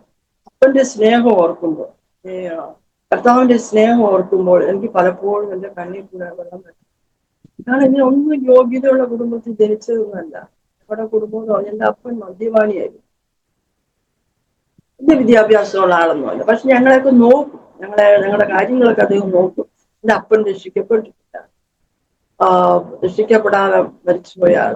അപ്പൊ അതിന്റെയൊക്കെ ഒരു സങ്കടം എൻ്റെ ഉള്ളിന്റെ ഉള്ളിലുണ്ട്. അനേക അപ്പന്മാര്, അനേക അമ്മമാര്, അനേക മനുഷ്യര്, മറ്റുള്ളവര് രക്ഷിക്കപ്പെടാത്തവര്. കാരണം ദൈവം എന്ന് ഓർത്തു ദൈവത്തെ മഹത്വപ്പെടുത്തുവാനുള്ള പരിജ്ഞാനം കിട്ടാത്തത് കൊണ്ടല്ലേ മനുഷ്യൻ തെറ്റിപ്പോകുന്നു. ഇപ്പൊ സുവിശേഷം അറിയിക്കാതിരുന്നാലേ ഞാൻ അവരോട് നിന്ന് പ്രസംഗിക്കാൻ ഒരു സഹോദരി പഠിപ്പിച്ചു. ഞങ്ങളുടെ സഭയിൽ ഒരു സഹോദരി പരസ്യവും നടത്തുമായിരുന്നു. ഞാൻ അവരോട് ചെല്ലും. എന്റെ സൗണ്ട് കുറവായതുകൊണ്ട് അവരുടെ സൗണ്ട് നല്ല പക്കാ സൗണ്ടാണ്. നന്നായിട്ട് ഞാൻ പറയും, അവര് ഏറ്റു പറയും. അങ്ങനെ ഞങ്ങളുടെ പാസ്റ്റർ പറഞ്ഞു, ആന്റി ഒരു കാര്യം ചെയ്യണം, നിങ്ങൾ ഈ വർക്കൊക്കെ ചെയ്യുന്നതുകൊണ്ട് ആഴ്ചയിൽ ഒരു ദിവസം കുടുംബത്തിന് വേണ്ടി ഉപവസിച്ച് പ്രാർത്ഥിക്കും. ഇപ്പൊ എനിക്ക് 67 വയസ്സായി. 66 വയസ്സ് വരെയും ഞാൻ അത് പാലിച്ചു വന്നത്. ഈ ഇടയ്ക്ക് എനിക്ക് ഒരു ശരീരത്തിന് അൾസറിന്റെയും മറ്റൊക്കെ പ്രശ്നങ്ങൾ വന്നപ്പോ മരുന്ന് കഴിക്കേണ്ടി. അപ്പൊ അതുകൊണ്ട് പിള്ളേരുടെ വാണി മാത്രമല്ല, പിള്ളേരുടെയും ഹസ്ബൻഡിന്റെ വാണി മാത്രമല്ല, പിന്നെ ആരോഗ്യം സൂക്ഷിച്ചാലല്ലേ എന്തെങ്കിലും ദൈവത്തിന്റെ വേല ചെയ്യാൻ പറ്റും. അതും ഒരു കാരണമാണല്ലോ. എന്തായാലും ശരി, അത് കാരണം എനിക്ക് അധികം നടക്കാൻ, കുറച്ച് ദൂരം നടക്കാൻ ബുദ്ധിമുട്ട്, കാലിനൊക്കെ ബുദ്ധിമുട്ടുണ്ടായി. ഇങ്ങനെയൊക്കെ. അപ്പൊ തന്നെ നമ്മൾ സുവിശേഷം അറിയിക്കാതെ മറ്റുള്ളവർ എങ്ങനെ കേൾക്കുന്നത്? നമ്മൾ പറയാതെ, നമ്മൾ പ്രസംഗിക്കാതെ, നമ്മൾ അവർക്ക് വേണ്ടി ഒരു വാക്ക് പ്രാർത്ഥിക്കാൻ പറ്റാതെ അവരെ ഒരിക്കലും ദൈവത്തെ അറിയും. അനേകരുടെ അടുക്കാൻ, അനേകർ നമ്മളെ കുറ്റം പറയാൻ, അനേകർ ചീത്ത പറഞ്ഞിട്ടുണ്ട്, അനേകരെ ട്രാക്റ്റുകളൊക്കെ ചുരുക്കി എറിഞ്ഞിട്ടുണ്ട്. അങ്ങനെയൊക്കെ ചെയ്തു. ഇതൊന്നും ഞാൻ വീട്ടിൽ ഒന്നും പറയത്തില്ല, എന്റെ ഹസ്ബൻഡും അറിയത്തില്ല, എന്റെ മക്കളും. ഒരിക്കലും ഒരു സഭയില് ഒരു വിശ്വാസിയുടെ വീട്ടിൽ അവരെ പാസ്റ്റ് വിളിച്ചിട്ടാ പോയത്, വിഴിഞ്ഞത്തൊരു സഭയിൽ. അവിടെ ചെന്ന് പ്രസംഗിക്കുമ്പോ ഞാൻ അന്ന് ഞങ്ങളുടെ ഇളയത് 3 മക്കൾ ലാസ്റ്റ് അവൻ +2 പഠിക്കുന്ന കാലഘട്ടം. ഞാൻ അവനോട് പറഞ്ഞു, മോനെ ഇന്ന് പപ്പായ്ക്ക് എന്റെ കൂടെ വരാൻ പറ്റും, ഞാൻ ആരും ഇല്ലാതെ പോകണം, എന്റെ കൂടെ ആരെങ്കിലും കാണും, ആരെങ്കിലും വിളിച്ചിട്ട് ഞാൻ ഒരു സഭയിലായാലും പോകത്തുള്ളൂ. ഒന്നുകിലും മോനായിരിക്കും സഭകളിൽ പോകുമ്പോ, അല്ലെങ്കിൽ പപ്പ ആയിരിക്കും. എനിക്ക് അത് നിർബന്ധമുള്ള കാര്യം. ട്രാക്റ്റുകളൊക്കെ കൊടുക്കാൻ പോകുമ്പോൾ സഹോദരിമാരെ ഇഷ്ടം പോലെയാണ്. സഹോദരിമാരെ കൂട്ടത്തിൽ ഞാനൊരു സഹോദരി ആയതുകൊണ്ട് സഹോദരന്മാരെ കൂട്ടത്തിൽ എന്റെ പരസ്യവും ഇങ്ങനെയൊക്കെ നടക്കുന്ന കാര്യം എന്റെ ഹസ്ബൻഡ് കൂടെ കാണും. ഇങ്ങനെ മോനെ വിളിച്ചോണ്ട് പോയി. അങ്ങനെ അവിടെ പ്രാർത്ഥന നടന്നുകൊണ്ടിരിക്കുന്നു. പ്രാർത്ഥനയൊക്കെ കഴിഞ്ഞപ്പോ പാസ്റ്റർ പറഞ്ഞു, നമുക്ക് ആഹാരം കഴിക്കാൻ. അപ്പൊ എന്റെ മനസ്സിലൊരു പ്രേരണ, ഇപ്പൊ ആഹാരം കഴിക്കാൻ ഇച്ചിരി പ്രാർത്ഥിക്കാം, ഇച്ചിരി പ്രാർത്ഥിച്ചിട്ട് നമുക്ക് കഴിക്കാമെന്ന് പറഞ്ഞാൽ കുടുംബത്തിന് വേണ്ടി പ്രാർത്ഥിച്ചുകൊണ്ടിരിക്കുമ്പോൾ ആ കുടുംബത്തിലെ ഹെഡ് വന്ന് അദ്ദേഹം അടിച്ച് ഫിറ്റായിട്ട് വന്ന് കത്തിയും കൊണ്ടുവന്നു. അദ്ദേഹത്തിന്റെ ഭാര്യ ഒരു മുറിയിൽ തൂക്കിയിട്ട്, മക്കളെ വേറൊരു മുറിയിൽ തൂക്കിയിട്ട്, പാസ്റ്റർ എല്ലാവരും ഇറങ്ങിപ്പോയി. ഞാനും എന്റെ മോനും ഇങ്ങനെ അവിടെ തന്നെ അങ്ങിരിക്കുന്നു. ഞങ്ങൾക്ക് എന്ത് ചെയ്യണം? ഒരു കാര്യം ഞാൻ പറഞ്ഞു, യേശുവിന്റെ നാമത്തിൽ വിട്ടുകളയാൻ പറഞ്ഞു, ആ കത്തിയെ വിട്ടുകളയാൻ പറഞ്ഞു. ഈ ഒരു വാക്ക് മാത്രം പറഞ്ഞിട്ട് ഞാൻ അവിടെ തന്നെ ഇരുന്നു. എന്റെ കൊച്ചു അനങ്ങിയില്ല, ബാക്കി എല്ലാവരും പോയി. എനിക്ക് ഭയങ്കര സങ്കടമായിപ്പോയി. ഇത്രയും പേരുടെ മുമ്പില് ആ ചെറുപ്പക്കാരായ കുഞ്ഞുങ്ങളെ വഴക്കുണ്ടാക്കി അവരെ കൊണ്ട് മുറിയിൽ കൂട്ടുകയൊക്കെ ചെയ്തു. അന്ന് ദൈവത്തിന്റെ ആത്മാവ് ദൂത് പറഞ്ഞു, ഈ കുഞ്ഞുങ്ങളെല്ലാം ദൈവത്തിന്റെ വേല ചെയ്യും. അന്ന് അവരത് നാണക്കേടായിരുന്നെങ്കിലും സഭയുടെ മുമ്പിലും ഞങ്ങളുടെയൊക്കെ മുമ്പിൽ അവർക്കൊരു അപമാനമായി തോന്നിയെങ്കിൽ ആ കുഞ്ഞുങ്ങളെല്ലാവരും രക്ഷയുടെ ഭാഗത്ത് വന്നു ശുശ്രൂഷകരായി മാറി. അത് വലിയൊരു അനുഭവമാണ്. ഇങ്ങനെയൊക്കെയുള്ള ഒരുപാട് കാര്യങ്ങൾ ശുശ്രൂഷകളിൽ തന്നെ പല അത്ഭുതങ്ങളും ദൈവം ചെയ്തു. നമ്മുടെ മാനുഷ്യ ബുദ്ധി കൊണ്ട് ഒന്നും ചെയ്യാനും പറ്റത്തില്ല, നമ്മളൊന്നും അല്ല എന്നൊന്ന് സമ്മതിച്ചു. ഇവൻ പ്രാർത്ഥിക്കുമ്പോൾ പോലും നമുക്ക് പ്രാർത്ഥിക്കാൻ അറിയത്തില്ല എന്നൊരു സത്യം ദൈവമക്കളെ തിരിച്ചറിഞ്ഞിരുന്നു എങ്കിലെന്ന് ഞാൻ ആഗ്രഹിക്കാറ്. നമുക്ക് മാസത്തിൽ ശരിക്കും പ്രാർത്ഥിക്കാൻ അറിയത്തില്ല. പരിശുദ്ധാത്മാവ് തന്നെ പറയും, നിങ്ങൾക്ക് വേണം പ്രാർത്ഥിക്കാൻ അറിയായ ദൈവത്തിന്റെ ആത്മാവ് തുണ നിൽക്കുന്നെന്ന് ദൈവത്തിന്റെ ആത്മാവ് തന്നെ നമ്മളോട് പറയുക. അപ്പം അങ്ങനെയുള്ള നമ്മൾ ഒന്നും അല്ല എന്ന് നമ്മളെ തന്നെ താഴ്ത്തി കൊടുത്താൽ ദൈവം എന്തെങ്കിലുമൊക്കെ ചെയ്യും, മറ്റുള്ളവർക്ക് വേണ്ടി ചെയ്യും. മറ്റുള്ളവർക്ക് വേണ്ടി ചെയ്യുമ്പോൾ അതൊരു ദർശനം കണ്ടിട്ടോ സ്വപ്നം കണ്ടിട്ടോ പോയി പ്രാർത്ഥിക്കുകയും അങ്ങനെയൊക്കെ ചെയ്യും. ഞാൻ അപ്പം തന്നെ ഹസ്ബൻഡിനോട് പറയും, പുള്ളി വീട്ടിലുണ്ടെങ്കിൽ എന്നെ കൊണ്ടുപോകും, അല്ലെങ്കിൽ ആരെങ്കിലും ഫോൺ ചെയ്ത് ഞാൻ പോകാൻ പറ്റുമെങ്കിൽ പോകും. അങ്ങനെയൊക്കെ ചെയ്യും. കുഞ്ഞുങ്ങൾ ആരും അതിന് എതിർപ്പല്ല, ആരും എതിർപ്പില്ല. അപ്പൊ ഇതിനിടയ്ക്ക് എനിക്ക് ഒരു 10-12 വർഷം ജയിൽ സന്ദർശിക്കാൻ ദൈവം അവസരം തന്നു. ജയിൽ മിനിസ്ട്രി അങ്ങനെ ചെയ്യാനായിട്ടൊക്കെ താമസമായി. പക്ഷേ ഈ കൊറോണയ്ക്ക് മുമ്പ് വന്നപ്പം ആ വഴികളെല്ലാം ബ്ലോക്കായി. ലോറൻസ് എന്ന് പറയുന്ന ഒരു ബ്രദറിന്റെ കൂടെ ഞങ്ങൾ വർക്ക് ചെയ്തുണ്ട്. പിന്നെ മോസസ് പാസ്റ്റർ, കേരളത്തിൽ അറിയപ്പെടുന്ന ഒരു പാസ്റ്റർ മോസസ് ജയിൽ മിനിസ്ട്രി, അദ്ദേഹത്തിന്റെ കൂടെ ചേർന്ന് മിനിസ്ട്രിയൊക്കെ ചെയ്യാനായിട്ട് കർത്താവ് സഹായിക്കുന്നുണ്ട്. ഇങ്ങനെ വിവിധ തലങ്ങളിൽ ദൈവത്തിന്റെ കൃപയാല് ഇങ്ങനെ ചെയ്യാൻ പറ്റുന്നുണ്ട്. പക്ഷേ അതുപോലെ സ്റ്റേറ്റുകൾ വിട്ട് പലവട്ടം പല സ്റ്റേറ്റുകളിലൊക്കെ പോയി അവിടെയൊക്കെ ട്രാൻസ്ലേറ്റ് ചെയ്യാൻ ദൈവം തക്ക സമയത്ത് ആൾക്കാരെ തരികയും പ്രോഫസി പറയുവാനുള്ള ഇത്. പക്ഷെ അതുകൊണ്ട് തന്നെ ഈ പ്രോഫസിയൊക്കെ കൃത്യമായിട്ട് വന്നു കഴിഞ്ഞാൽ പിന്നെയും ദൈവമക്കളെ അവർ വിളിക്കും. കാരണം കേരളത്തിൽ കാണാത്ത ചില പ്രത്യേകതകൾ ഇന്ത്യയുടെ പല ഭാഗങ്ങളിൽ ചെല്ലുമ്പോൾ നമുക്ക് അവിടെ ഒരു റെസ്റ്റ് ഇല്ല. റെസ്റ്റ് മീൻസ് ശുശ്രൂഷ കഴിഞ്ഞ് നമുക്കിങ്ങനെ ഇവിടെ ആണെങ്കിൽ എല്ലാവർക്കും പെട്ടെന്ന് അങ്ങ് പോകാം. അവിടെ രാത്രി 12 മണി 1 മണി വരെ ആൾക്കാർ പോകത്തില്ല. പ്രാർത്ഥിച്ചിട്ടേ പോകത്തുള്ളൂ, പ്രാർത്ഥിപ്പിച്ചിട്ടേ പോകും. പക്ഷെ അതൊക്കെ ഒരു വലിയ പ്രത്യേകത. അത് മാത്രമല്ല അവിടുത്തെ ഉൾപ്രദേശങ്ങളിലൊക്കെ ചെന്ന് കഴിയുമ്പോൾ അവരെ കാണുമ്പോൾ, പിന്നെ ഞങ്ങളുടെ മൂത്ത മോളെ വിവാഹം കഴിച്ചിരിക്കുന്ന പോലീസ് പാസ്റ്റർ മോനായതുകൊണ്ട് അവർക്ക് ഒരുപാട് സഭകളുണ്ട്. അപ്പൊ അവിടെയൊക്കെ ഇവര് സഹായമൊക്കെ, ഇവർക്ക് സഹായം ദൈവം സഹായിച്ചു കിട്ടുന്ന സമയത്ത് ഇവരത് കൊടുക്കുമായിരുന്നു. ഞങ്ങളെ സംബന്ധിച്ചിടത്തോളം ഇതൊന്നും കൊടുക്കാനൊന്നും ഞങ്ങളെ കൊണ്ട് പറ്റത്തില്ല. ദൈവത്തിന്റെ വചനം കൊടുക്കാൻ പറ്റും, നമ്മളുള്ള ആത്മശക്തി പകർന്നുകൊടുക്കും. അപ്പോ അതുകൊണ്ട് അല്ലെ കർത്താവ് പറഞ്ഞത്, എന്നെ വിശ്വസിക്കുന്നതിന്റെ ഉള്ളിൽ നിന്ന് തിരുവെഴുത്ത് പറയുന്നത് പോലെ ജീവജലത്തിന്റെ നദിയെ ഒഴുകും. നമ്മൾ പ്രസംഗിക്കുമ്പോൾ, നമ്മൾ വചനം പറയുമ്പോൾ, നമ്മൾ പ്രാർത്ഥിക്കുമ്പോൾ നമ്മുടെ ആത്മാവിൽ നിന്ന് ദൈവത്തിന്റെ ആത്മാവിന്റെ വ്യാപാര ശക്തി അവരിൽ കടന്നു ചെന്നിട്ട് അവർക്ക് വേണ്ടി പ്രവർത്തിക്കും. അനേകം മരണബന്ധനങ്ങൾ അഴിഞ്ഞു മാറുന്നത് ഞാൻ എൻ്റെ കണ്ണു. ഈ കഴിഞ്ഞ ദിവസവും ഒരു സ്വപ്നം കണ്ടിട്ട് കർത്താവ് എനിക്ക് സ്വപ്നത്തെ കാണിച്ചു. ഒരു സഹോദരിയുടെ മരണം. രാവിലെ എഴുന്നേറ്റിട്ട് ഞാൻ പപ്പയോട് പറഞ്ഞു, ഞങ്ങൾക്ക് കുറച്ച് ദൂരെ യാത്ര ചെയ്യണം. അപ്പൊ എന്റെ ഹസ്ബൻഡിന് കാർ ഓടിക്കത്തില്ല, പുള്ളി ടൂ വീലർ അത്രയും ദൂരം പോകാൻ എന്നെ കൊണ്ട് പറ്റും. ഉടനെ തന്നെ ഞാൻ കോൾ ചെയ്ത് ഒരു സഹോദരി അവരുടെ ഭർത്താവുമായിട്ട് വന്ന് ഞങ്ങൾ പോയി അവർക്ക് വേണ്ടി പ്രാർത്ഥിച്ചു. അവിടെ ചെന്നപ്പോൾ അവര് ഫിക്സ് വന്നു, എപ്പിലെപ്സി വന്നു, വളരെ സീരിയസ് ആയി മരണ പോരാട്ടം. അപ്പൊ ഇതൊക്കെ ദൈവത്തിന്റെ ആത്മാവ് സ്നേഹിക്കുന്നുണ്ടല്ലേ നമ്മെ അറിയിച്ചത്, അവരെ സ്നേഹിക്കുന്നുണ്ടല്ലേ. അപ്പൊ ഒരാളെ ദൈവം സ്നേഹിക്കുമ്പോൾ മറ്റൊരാളെ ഉപയോഗിച്ചുകൊണ്ടാണ് ദൈവം ചെയ്യുന്നത്. ദൈവത്തിന്റെ വേല എന്ന് പറഞ്ഞാൽ ഒറ്റയ്ക്ക് ആർക്കും ഒന്നും ചെയ്യാൻ പറ്റും. കൂട്ട് സഹോദരങ്ങൾ വേണം, നമുക്ക് കൂട്ട് പ്രവർത്തകർ വേണം, ഐക്യം വേണം, സ്നേഹം വേണം. ഇതായിരുന്നു സഭയ്ക്ക് നഷ്ടപ്പെട്ടു. ഇതൊക്കെ ഓർക്കുമ്പോൾ എനിക്കൊരു ഭാരം. നമ്മുടെ വേല പൂർത്തീകരിക്കുക എന്നുള്ളൊരു ദൗത്യം മാത്രമേ ഉള്ളൂ. അത് മാത്രമല്ല, അന്ന് ആ പാസ്റ്റർ വർഷങ്ങൾക്ക് മുമ്പ് ആ ദൈവദാസൻ പറഞ്ഞല്ലോ, ഒരു ദിവസം ആഴ്ചയിൽ ഒരു ദിവസം ആന്റിഘോഷിച്ച് കുടുംബത്തിന് വേണ്ടി പ്രാർത്ഥിക്കണം. ആ കാലഘട്ടം മുതൽ ഈ കാലഘട്ടം വരെ, ഇന്നലെ വരെയും ഞങ്ങളുടെ വീട്ടില് എല്ലാ മൺഡേയ്സ് തിങ്കളാഴ്ച ഞാൻ തിരഞ്ഞെടുത്തു.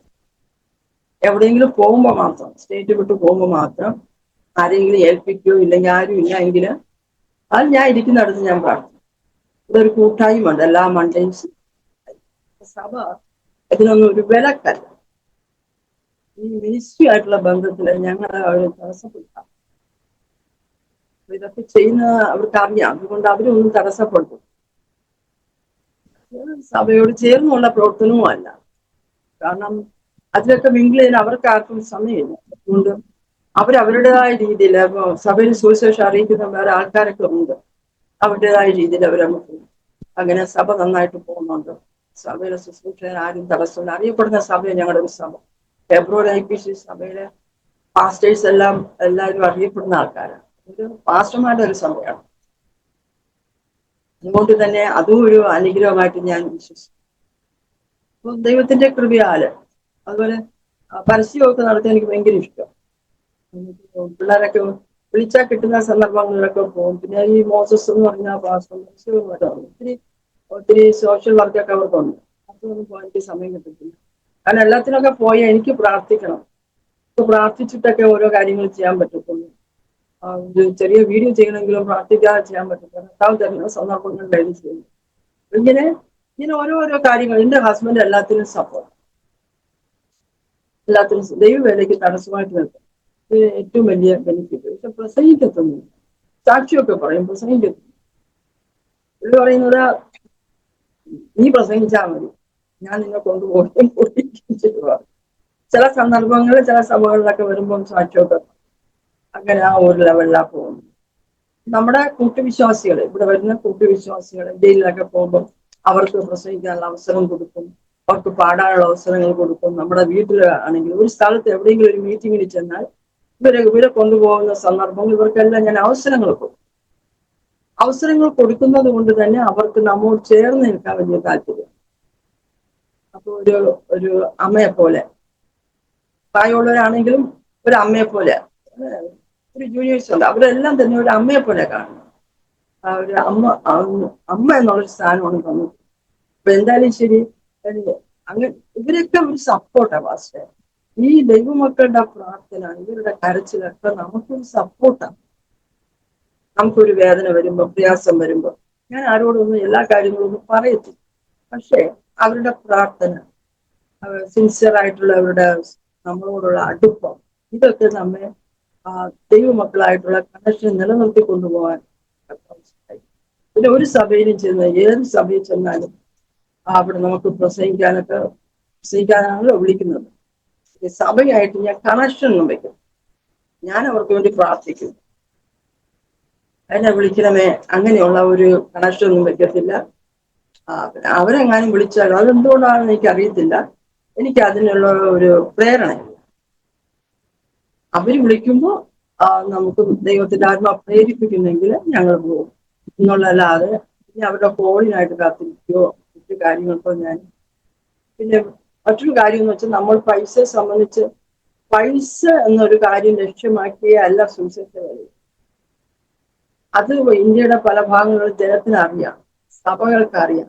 അതുകൊണ്ട് തന്നെ പാവപ്പെട്ടവരുടെ ഇടയിൽ പാവപ്പെട്ട നമ്മളെ അവർക്ക് ഇഷ്ടമാണ്. അവർക്ക് വലിയ ബുദ്ധിമുട്ടില്ലാത്ത, എന്നാൽ അവര് നന്നായിട്ട് നമ്മളെ അവരുടെ ഇഷ്ടത്തിന്, അവരുടെ നല്ല രീതിക്കുള്ള ഭക്ഷണങ്ങളൊക്കെ തന്നു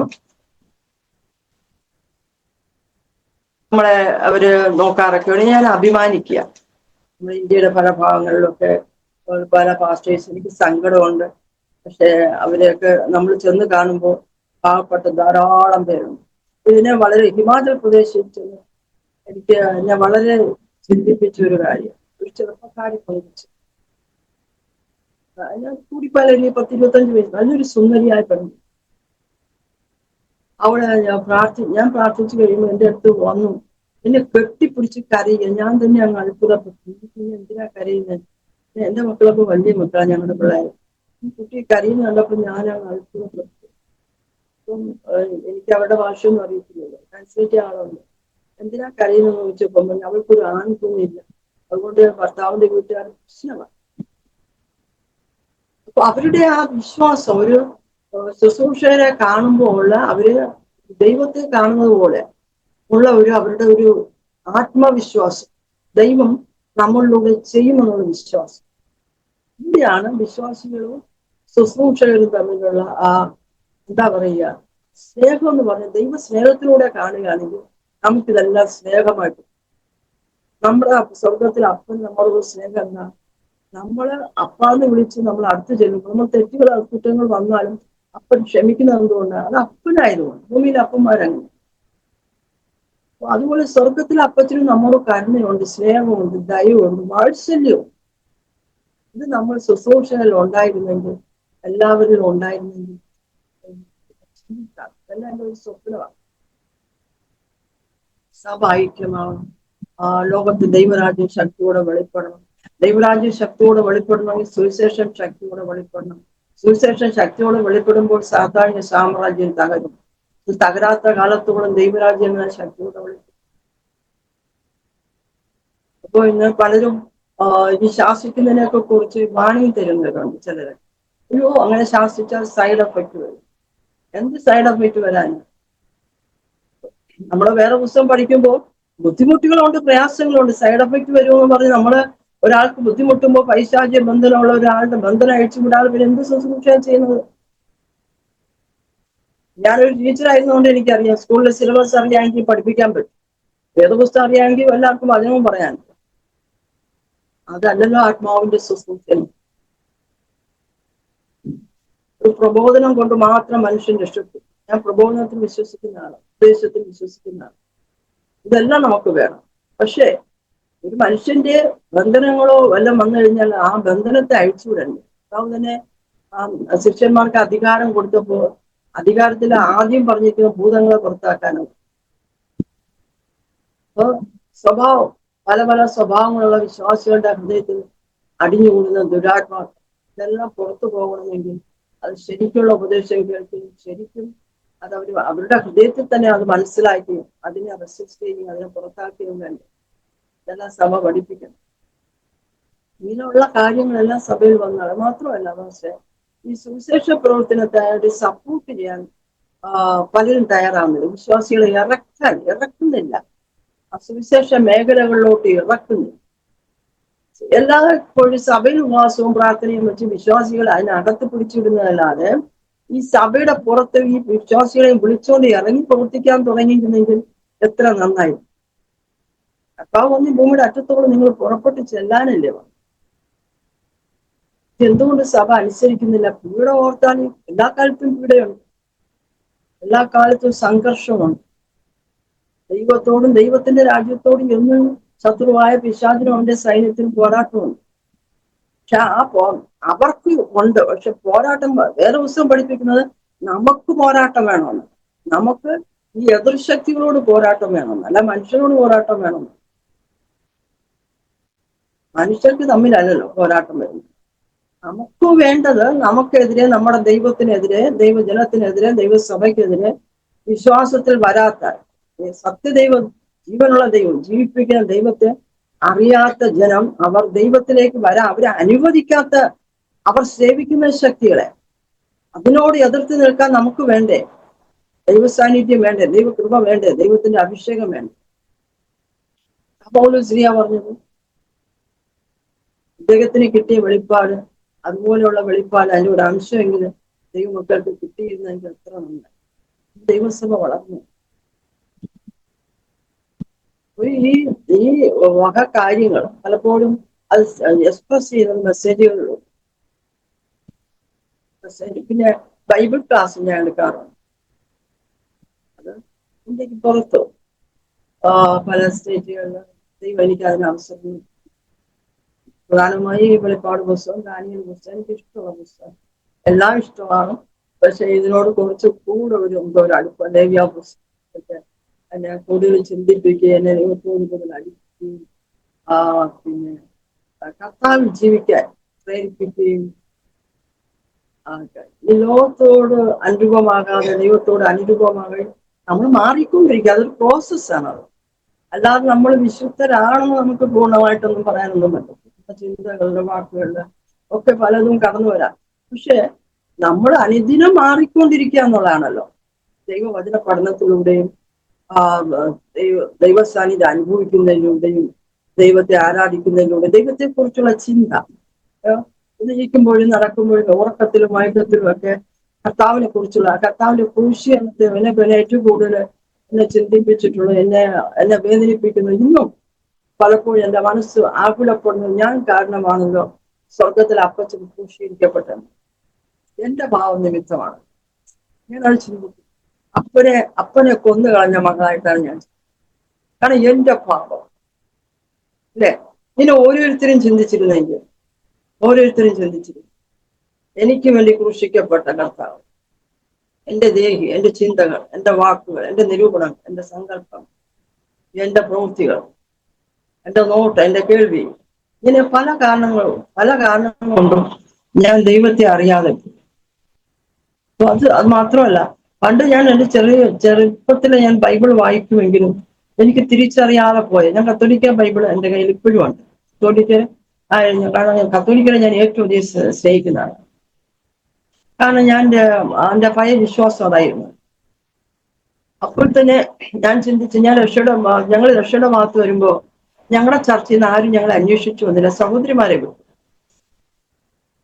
കാരണം അവർക്ക് അറിയാമായിരുന്നു തിരിച്ചുള്ള മറുപടി ബൈബിൾ പ്രകാരമാണ് കൊടുക്കുന്നതെങ്കിൽ അവർക്ക് തിരിച്ചൊന്നും പറയാൻ പറ്റും. ഞാൻ മറിയ ഭക്തിയായിരുന്നു. ഭക്തി എന്നുള്ളതല്ല, എന്റെ അമ്മയൊക്കെ ചെയ്തു വന്നതുപോലെ അപ്പൊ ദൈവത്തിനും മനുഷ്യനും ഏകമധ്യസ്ഥനും യേശു ക്രിസ്തു മാത്രമാണെന്നുള്ള ആ ഏക സത്യം തിരിച്ചറിഞ്ഞപ്പോൾ ഇതിന് എതിരായിട്ട് ഈ ഭൂമി മുഴുവനും ഈ ആഗോള വ്യാപകമായി ഓരോരുത്തർ പഠിപ്പിക്കുന്നത് കാണുമ്പോൾ എന്നെ വേദനിപ്പിക്കും, മനസ്സിനെ വേദനിപ്പിക്കും. നമ്മൾ ഇത്രയും ജനത്തെ കൊണ്ട് ദുരുപദേശം നൽകി പാതാളത്തിലോട്ട് അയക്കുന്നത്, അത് എന്നെ വേദനിപ്പിക്കും. ഈശ്വരോ പലപ്പോഴും ഞാൻ എപ്പോഴും ഇങ്ങനെ പറഞ്ഞു പ്രാർത്ഥിക്കുന്നു, കർത്താവേ ദൈവത്തിനും മനുഷ്യനും അത് ഏകമധ്യസ്ഥന് അങ്ങായിരിക്കുമ്പോൾ അങ്ങയുടെ ജനം ഇത് തിരിച്ചറിയുന്നതിനുള്ള അവർക്ക് ജ്ഞാനം കൊടുക്കണം, പരിഹാരം കൊടുക്കുന്നു. കർത്താവെ ദൈവത്തിനും അവർക്കും മധ്യം നിന്ന് പോരാടുന്ന അന്ധകാര ശക്തികളെ മാറ്റണം. യേശുവിന്റെ നാമത്തിൽ സംഭവിക്കട്ടെ എന്ന് പേഴ്സണൽ പ്രയറിൽ ഞാൻ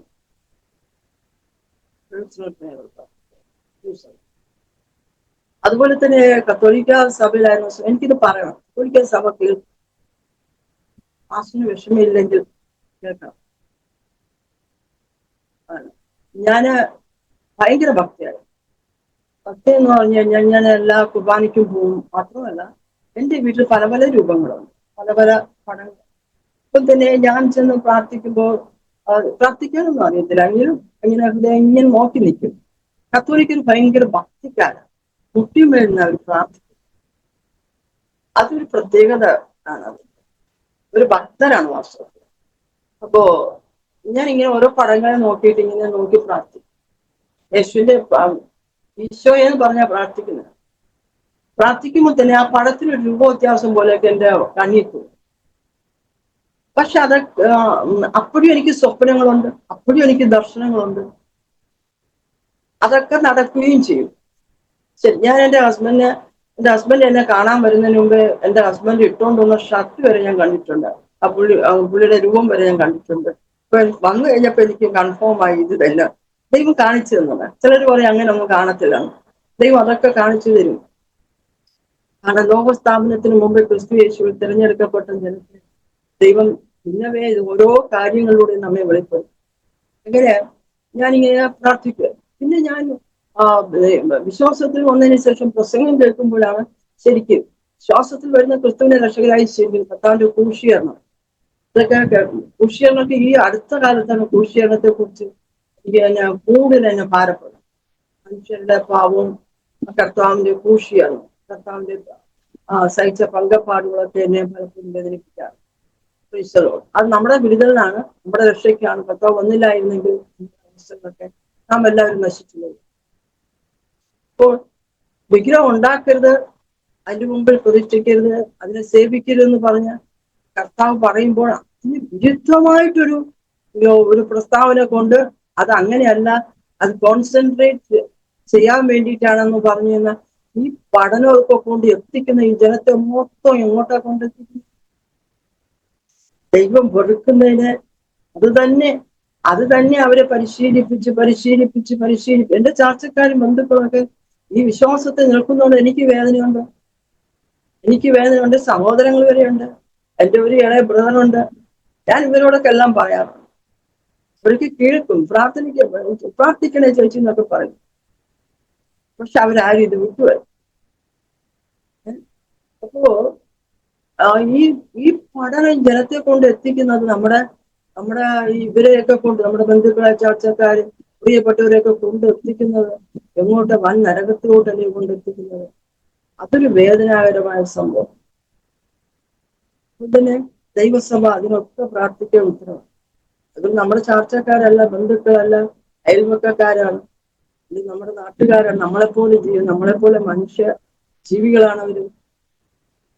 അവരുടെ ആത്മാവിന് ചൈതന്യം വരാത്തതുകൊണ്ടാണ്, അവർ സത്യം അറിയാത്തതുകൊണ്ടാണ്, സത്യം അറിഞ്ഞാലും ഗ്രഹിക്കാൻ പറ്റാത്തതുകൊണ്ടാണ്, ഗ്രഹിച്ചാലും ഉൾക്കൊള്ളാൻ പറ്റാത്തതുകൊണ്ടാണ്. അപ്പൊ അവരെ ഇങ്ങനെ വേട്ടയാടി അവരെ ഇങ്ങനെ തടസ്സപ്പെടുത്തുന്നു. ആ പൈശാചിക തലം തകരപ്പെടണമെങ്കിൽ ദൈവസഭ ഒറ്റക്കെട്ടായിട്ട് പ്രാർത്ഥിക്കും, ദൈവത്തിന്റെ ശുശ്രൂഷ ഒറ്റക്കെട്ടായി പ്രാർത്ഥിക്കും, ഉപവാസത്തോടും പ്രാർത്ഥനയോടും ഒക്കെ ദൈവത്തിന് ഈ വിഷയങ്ങൾ പറഞ്ഞു. അല്ല നമുക്ക് ഇന്നാനും കുടിക്കാൻ, നമ്മുടെ മക്കളുടെ കല്യാണം നടത്താനും വിദേശത്ത് പോകാനും ഇതിനുമാണ് ഉപവാസവും പ്രാർത്ഥനയും. ബൈബിളിൽ അങ്ങനെ ഏതെങ്കിലും ഒരു ഉപവാസവും പ്രാർത്ഥനയുണ്ടോ? ബൈബിളിൽ അങ്ങനത്തെ ഉപവാസവും പ്രാർത്ഥനയും ഒന്നുമേ ഇല്ല. കർത്താവ് എന്താണോ നമുക്ക് മാതൃക കാണിച്ചത്, കർത്താവ് മാതൃക കാണിച്ചു തന്നെ. കർത്താവ് 40 ദിവസം ഫാസ്റ്റിംഗ് കഴിഞ്ഞു. സാത്താൻ പരീക്ഷിക്കാൻ വന്നു. വചനം കൊണ്ട് കർത്താവ് ജയിച്ചു. കർത്താവിന്റെ ശുശ്രൂഷയിൽ കർത്താവ് രോഗികളെ സൗഖ്യമാക്കി, ഭൂതങ്ങളെ പുറത്താക്കി. ഇന്ന് ഈ വക കാര്യങ്ങളൊന്നും ആർക്കും അത് ആരും ചെയ്യുന്നതിനൂടെ മറ്റുള്ളവർക്ക് ചെയ്യാൻ പറ്റാത്തവർക്ക് താല്പര്യം. ചെയ്യുന്നവര് കൊണ്ട് ചെയ്യിപ്പിക്കുകയില്ല, ചെയ്യാത്തവർ ചെയ്യത്തുമില്ല. ഇങ്ങനെ ഒരു വല്ലാത്ത സ്റ്റേജിൽ സഭ കടന്നു. അത് മാത്രമല്ല, ഈ അശുദ്ധാത്മാക്കളും മലിനാത്മാക്കളും ഭൂതാത്മാക്കളും അത്ഭുതങ്ങളും അടയാളങ്ങളും ചെയ്യുന്നു. ദൈവത്തിൽ നിന്ന് അകന്നു മാറി തോന്നുന്ന പോലെ ജീവിച്ചിട്ട് അത്ഭുതങ്ങളും അടയാളങ്ങളും നടക്കുന്നെന്ന് പറഞ്ഞാൽ ഇത് ദൈവാത്മാവിന്റെ പ്രവൃത്തികളൊന്നും. നമുക്കറിയാലോ, അഹരോൻ തന്റെ കയ്യിലിരുന്ന മോശയുടെ വടി നിലത്തിട്ടു, അത് സർപ്പമായി തീർന്നു. ഇത് കണ്ടിട്ട് മന്ത്രവാദികളും ആഭിചാരകന്മാരും വടി നിലത്തിട്ടു, അതും സർപ്പമായി തീർന്നു. എന്നാൽ അഹരോന്റെ വടി ഇതിനെ വിഴുങ്ങിക്കളഞ്ഞു. ആത്മമണ്ഡലത്തിൽ നടക്കുന്ന ഏത് അത്ഭുതങ്ങളും അടയാളങ്ങളും വീര്യപ്രവൃത്തികളെ ഒക്കെ ദൈവാത്മാവിനാൽ നമുക്ക് തിരിച്ചറിയാം. വ്യക്തികളുടെ സ്വഭാവം കൊണ്ട്, അവരുടെ സാക്ഷ്യം കൊണ്ടും ഒക്കെ നമുക്ക് തിരിച്ചറിയാൻ കഴിയും. അതാണ് ദൈവസഭയുടെ ഏറ്റവും വലിയ മാഹാത്മ്യമായ കാര്യമെന്ന് ഞാൻ വിശ്വസിക്കുന്നു. അതുപോലെ മറ്റൊരു കാര്യം എന്ന് പറഞ്ഞാല്, സഹോദരിമാരുടെ കാര്യത്തിൽ തന്നെ പലപ്പോഴും നമ്മുടെ കേരളത്തിന് പുറത്ത് ഫ്രീ ആയിട്ട് പുരുഷന്മാരെ പോലെ തന്നെ സൃഷ്ടിക്കുക. കേരളത്തിനകത്തും ചില സ്ഥലങ്ങളിൽ അതിനൊരു തടസ്സമാണ്. കേരളത്തിന് പുറത്താണെങ്കിൽ ഇതാണെങ്കിലും നമുക്ക് ഫ്രീ ആയിട്ട് ശുശ്രൂഷിക്കാൻ ദൈവം സഹായിക്കും. എന്തുവാണേലും ലോകത്തിന്റെ സമാധാനം, ഇസ്രായേലിന്റെ സമാധാനം, ഇതെല്ലാം ദൈവാത്മാവിനാൽ ഈ ഭൂമിയിൽ സംഭവിക്കണമെങ്കിൽ ആഴമേറിയ പ്രാർത്ഥന വേണമെന്ന് ഞാൻ വിശ്വസിക്കുന്നു. പ്രാർത്ഥന വീരരായി മാറും. ദൈവത്തിന്റെ ഒരു വലിയ സൈന്യം നമ്മുടെ രാജ്യത്ത് നിന്ന് എഴുന്നേൽക്കണം. അപ്പോസ്തലന്മാര്, പ്രവാചകന്മാര്, സുവിശേഷന്മാര്, ഇവരെല്ലാം ദൈവം അഭിഷേകം ചെയ്ത് എല്ലാ സഭകളിലും എഴുന്നേൽപ്പിക്കാൻ, രാജ്യത്തിന്റെ വിവിധ ഭാഗങ്ങളിൽ എഴുന്നേൽപ്പിക്കാൻ, ലോകത്തിന്റെ എല്ലാ ഭാഗങ്ങളിലും പ്രാർത്ഥിക്കുന്ന ഒരു വ്യക്തിയാണ് ഞാൻ. മക്കളോടും ഒക്കെ പറയുന്ന ഉപദേശില്ലേ, കൂടിപ്പോ എത്ര വയസ്സ്? ഇപ്പൊ ഞാൻ 67 വയസ്സായി. എനിക്ക് എന്റെ ഹസ്ബൻഡിന് 70 വയസ്സ്.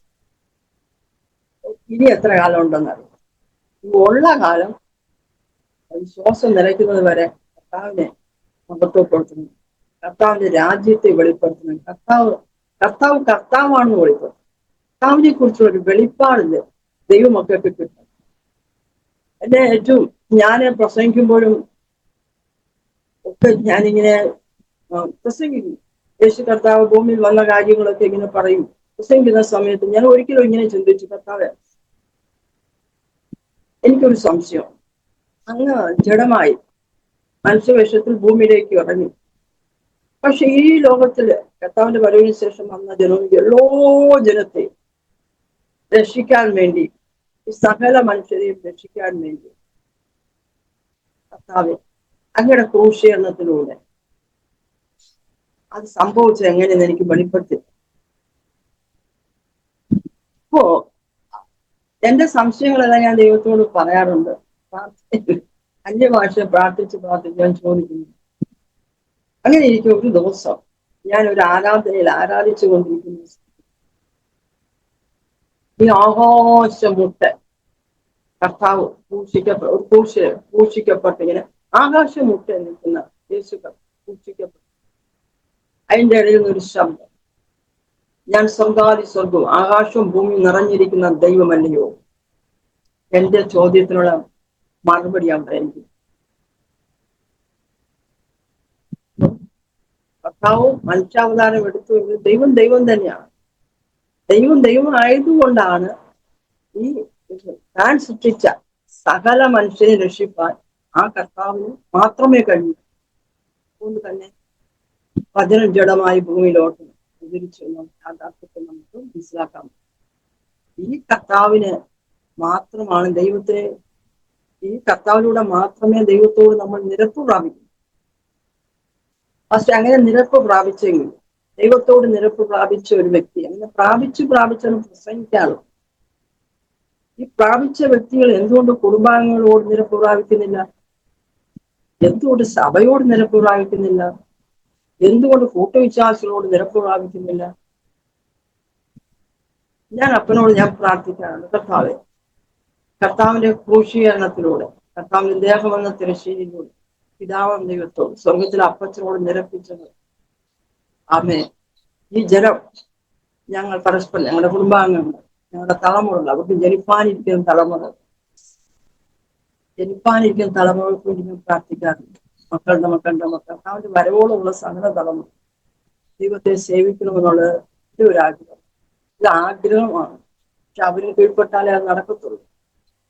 അപ്പോ ഈ നിരപ്പിന്റെ ഒരു ശുശ്രൂഷ ദൈവമക്കളുടെ ഇടയിൽ, ശുശ്രൂഷകരുടെ ഇടയിൽ ഉണ്ടായിരുന്നെങ്കിൽ ദൈവസഭയുടെ അവസ്ഥ വേറെ ഒന്നായിരിക്കും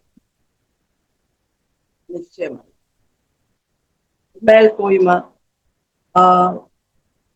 ഈ ഒന്നാമതാകണം, അല്ലെങ്കിൽ അതാകണം, ഇതാകണം, കളി, ഇങ്ങനെ പല പ്രശ്നങ്ങൾ വരുന്നത് കാരണം നമ്മൾ ഈ ലോകത്തിന്റെ മുമ്പ് ചീഞ്ഞ നാറുകൾ. ദൈവസഭ ദുഷിക്കപ്പെടുന്നു. അതിന്റെ കാരണം കർത്താവിന്റെ നാമം ദുഷിക്കപ്പെടും. ഇത് വേദനാജനകം. ദൈവത്തെ അറിഞ്ഞ ദൈവമാണ്. തെറ്റുകളും കുറ്റങ്ങളൊക്കെ ഉണ്ടാകാം. ഈ പരസ്പരമുള്ള ഈ വഴക്കുകളും പ്രശ്നങ്ങളും ഒക്കെ നമ്മുടെ ആൾക്കാരിൽ നിന്ന് ഒഴിഞ്ഞു മാറാൻ എല്ലാവരും കൂടെ ഒന്ന് ശ്രമിച്ചിരുന്നെങ്കിൽ, ദൈവം ഇപ്പോ ചിലരുടെ വിചാരം എന്ന് വെച്ചാൽ ദൈവം ഇറങ്ങി വന്ന് പ്രവർത്തിക്കും. ഈ പ്രമാണം, ഈ വചനമൊക്കെ എന്തിനാ? ഇതനുസരിച്ച് പ്രാർത്ഥിച്ച്, ഇതനുസരിച്ച് പ്രവർത്തിക്കാനുമല്ലേ നമുക്ക് വേദപുസ്തകം തന്നിരിക്കുന്നത്. നമ്മുടെ ഭാഷയിൽ ഒരു വേദപുസ്തകം കിട്ടിയതിന് എന്തോ ഒരു ഭാഗ്യമാണ്. കൂടുതൽ നമുക്ക് അറിയാൻ പറ്റും. ഒരാൾ പറഞ്ഞാലും ശരിയോ തെറ്റോ എന്ന് മനസ്സിലാക്കാൻ പറ്റുന്ന അതുകൊണ്ട്. ആ കൃപ നമ്മുടെ സഭകൾ വളരണം, നമ്മുടെ വിശ്വാസികൾ ആത്മീയത്തിൽ വളരണം. ഒരു പൊട്ട വിശ്വാസിയെ പോലെ ഇരിക്കാതെ ശരിക്കും ദൈവീയ പരിജ്ഞാനമുള്ള വിശ്വാസികളായി കർത്താവ് അതിനായി സഹായിക്കും. ഇതൊക്കെയാണ് സഭയെക്കുറിച്ചുള്ള എന്റെ പ്രാർത്ഥനയിലൂടെയുള്ള ഒരു കാഴ്ച. ചുമ്മാ പറഞ്ഞു നോക്കി പ്രാർത്ഥിക്കും. ഈ വിഷയങ്ങളൊക്കെ പ്രാർത്ഥിക്കും. ഇങ്ങനെ കുറച്ച് കാര്യങ്ങൾ കുറച്ച് കാര്യങ്ങൾ ദൈവത്തിന് വേണ്ടി ചെയ്യാൻ പറ്റുന്ന കാര്യങ്ങൾ ധാരാളം ഈ ട്രാക്ടറുകളുമായിട്ടും അവിടെ ഇവിടെ ഒരുപാട് സഞ്ചരിക്കും. ഇപ്പോൾ ദൂരയാത്ര എന്ന് പറയുമ്പോൾ അധിക നേരം ബസ്സിലും അധിക നേരം ട്രെയിനിലൊന്നും സഞ്ചരിക്കാൻ പറ്റും. ട്രെയിനിലൊക്കെ പറ്റുന്ന സാഹചര്യങ്ങളിൽ അതൊക്കെ ചെയ്യുന്നുണ്ട്. പക്ഷെ ഇങ്ങനെ കുറെ കാര്യങ്ങളുണ്ട്. പക്ഷേ തന്നെ ഈ ദൈവം ഒരിക്കലും ഈ ഒരു ലെവൽ എന്ന് പറഞ്ഞാൽ പ്രാർത്ഥിക്കാനുള്ള അവസരം, പ്രാർത്ഥിക്കാൻ തന്നെ നമുക്ക് അറിയത്തില്ലായിരുന്നു. പണ്ട് സ്വർഗസ്ഥനായ നമ്മുടെ പിതാവും നന്മ നിറഞ്ഞ മറിയും പറഞ്ഞു വിഗ്രഹങ്ങളെ സേവിച്ച് ദൈവം അല്ലാത്തവർ. മാത്രമല്ല വേറെയും കുറെ കാര്യങ്ങളുണ്ട്. കാര്യങ്ങളെന്ന് പറഞ്ഞാൽ ഞാൻ പണ്ടത്തെ കത്തോലിക്കാ സഭയില് മരിച്ചു പോയാൽ ഈ കുർബാന ചൊല്ലുന്ന ഒരു സമ്പ്രദായം, മരിച്ചുപോയ ആത്മാക്കൾ സ്വർഗത്തിൽ കേൾക്കുന്നത്. അപ്പൊ അതൊക്കെ ഞങ്ങളുടെ കുടുംബത്തിലും ആചരിച്ചു വന്നു. സിസ്റ്റമാറ്റിക്കായിട്ട് അങ്ങനെ ഇവരൊക്കെ ചെയ്തു വന്നിരുന്നു. ഞാനും ചെയ്തിട്ടുണ്ട്. പക്ഷെ അതിലൂടെ പ്രവർത്തിക്കുന്നത് പിശാചാണ്. ഒരിക്കലും നമ്മൾ ലൂക്കോസിന്റെ സുവിശേഷം 16-ാം അധ്യായം പഠിപ്പിക്കുമ്പോൾ അവിടെ ധനവാന്റെ ലാസറിന്റെ ഉപമ പറയുമ്പോൾ അവിടെ ഒരിക്കലും പാതാളത്തിൽ നിന്ന് പറുദീസയിലോട്ട് കൊണ്ടുപോകാനോ പറുദീസയിൽ നിന്ന് പാതാളത്തിലോട്ടോ വരാനോ ഒരു വഴിയില്ല. അവിടെ ഒരു വലിയൊരു ഗർത്തം തന്നെ ഉണ്ടാക്കിയിരിക്കുക. അപ്പൊ ഇതിനെ ലംഘിച്ചുകൊണ്ട് ഈ കുർബാനകളും ഇതൊക്കെ നടത്തുമ്പോൾ പാതാളത്തിൽ വസിക്കുന്ന ആത്മാക്കൾ, പാതാളത്തിൽ വീണുപോയ ദൂതന്മാരുടെ ആത്മാക്കളുണ്ട് അതിനകത്ത്. ആ ആത്മാക്കളാണ് ഈ കയറി വന്നിട്ട് ഈ ജനത്തെ അറ്റാക്ക് ചെയ്യുന്നത്. അതുകൊണ്ടല്ലേ യേശു കർത്താവ് മരണത്തിന്റെ അധികാരിയായ സാത്താന്റെ അധികാരത്തെ ക്രൂശിൽ നീക്കം ചെയ്യും. മരണത്തിന്റെയും പാതാളത്തിന്റെയും താക്കോൽ യേശുവിന്റെ കയ്യിൽ. ഞാൻ ഒരിക്കല് ഈ 2 വർഷമായി 2-3 വർഷമായി ഒരിക്കൽ ആന്ധ്രാപ്രദേശിൽ ഞങ്ങൾ ചെല്ലുമ്പോൾ ഒരു ദൈവദാസൻ, അപ്പോ ഞങ്ങൾ പോയ സഭയിലെ പാസ്റ്റർ പറഞ്ഞു കുറച്ച് ദൂരം യാത്ര ചെയ്യണം, ഒരു പാസ്റ്റർ സുഖമില്ലാതെ കിടക്കുക, പലവട്ടായി വേറെ പ്രത്യേകിച്ച് അസുഖമൊന്നുമില്ല, വെപ്രാളം, മരണവെപ്രാളം. ഈ മരണവെപ്രാളം വരുമ്പോൾ വീട്ടുകാർ കൊണ്ട് ഹോസ്പിറ്റലിൽ കൊണ്ടുപോകും, മരിച്ചു പോകുന്നുള്ളതില്ല. അപ്പോ ഇതിനെ ഹോസ്പിറ്റലിൽ കൊണ്ടുപോകും, തിരികെ കൊണ്ടുവരും, പിന്നെയും അങ്ങനെ. അപ്പോ ഈ പാസ്റ്റർ, ഞങ്ങളെ കൊണ്ടുപോയ പാസ്റ്റർ പറഞ്ഞു അമ്മ അപ്പായും വരണം, ഞങ്ങൾ അമ്മ അപ്പ എന്നാണ് അവർ വിളിക്കുന്നത്, വരണം, അവിടെ പോയി നമുക്കൊന്ന് പ്രാർത്ഥിക്കണം. സഭയിൽ ഒരു മീറ്റിംഗ് വെച്ചിട്ടുണ്ട്. അങ്ങനെ അവിടെ ചെന്നു പ്രാർത്ഥിക്കാനായിട്ട് ഞങ്ങളെ കൊണ്ടുപോവാ. അവിടെ ചെല്ലുന്നതിന് മുമ്പ് ഞാൻ കർത്താവിനോട് പ്രാർത്ഥിച്ചപ്പോൾ കർത്താവ് എന്താ പ്രസംഗിക്കേണ്ടത്? കർത്താവ് പറഞ്ഞു മരണത്തിന്റെയും പാതാളത്തിന്റെയും താക്കോൽ എന്റെ കൈവശമുണ്ട്, ആ വചനം പ്രസംഗിക്കാൻ പറഞ്ഞു. ഒരുപാട് ദിവസമൊന്നും വരും. ഞാൻ അവിടെ ചെന്ന് ആ വചനം പ്രസംഗിച്ചു. നമ്മൾ വചനമാണ്, നമുക്ക് തന്ന വചനം പറയുന്നതേ ഉള്ളൂ, വചനമാണ് പ്രവർത്തിക്കുന്നത്. പക്ഷെ ആ വചനം പറയാൻ ഒരാൾ വേണമല്ലോ. അത് പ്രസംഗിച്ച് അതേക്കുറിച്ചുള്ള ചില കാര്യങ്ങൾ പറഞ്ഞു. അദ്ദേഹത്തിന്റെ മരണബന്ധനം അപായം മാറി. അപ്പൊ മരണത്തിന്റെയും പാതാളത്തിന്റെയും താക്കോൽ കയ്യിലുള്ള യേശുവിലൂടെ മരണബന്ധനങ്ങൾ, പാതാള ബന്ധനങ്ങൾ അഴിഞ്ഞു മാറും. ഈ കഴിഞ്ഞ ദിവസം 2 ദിവസത്തിന് മുമ്പ് ഒരു സ്വപ്നം കണ്ട് ഒരു സഹോദരിക്ക് വേണ്ടി ഇതേ കാരണത്തിന് ഇതുപോലുള്ള ഒരുപാട് കാര്യങ്ങൾ നടക്കാറുണ്ട്. അപ്പൊ ഇതിന് വിരുദ്ധമായിട്ടാണ് നാമധേയ സഭകൾ ഇങ്ങനൊരു സമ്പ്രദായം വെച്ചു, മരിച്ചവർക്ക് വേണ്ടി ഉള്ള പ്രാർത്ഥന.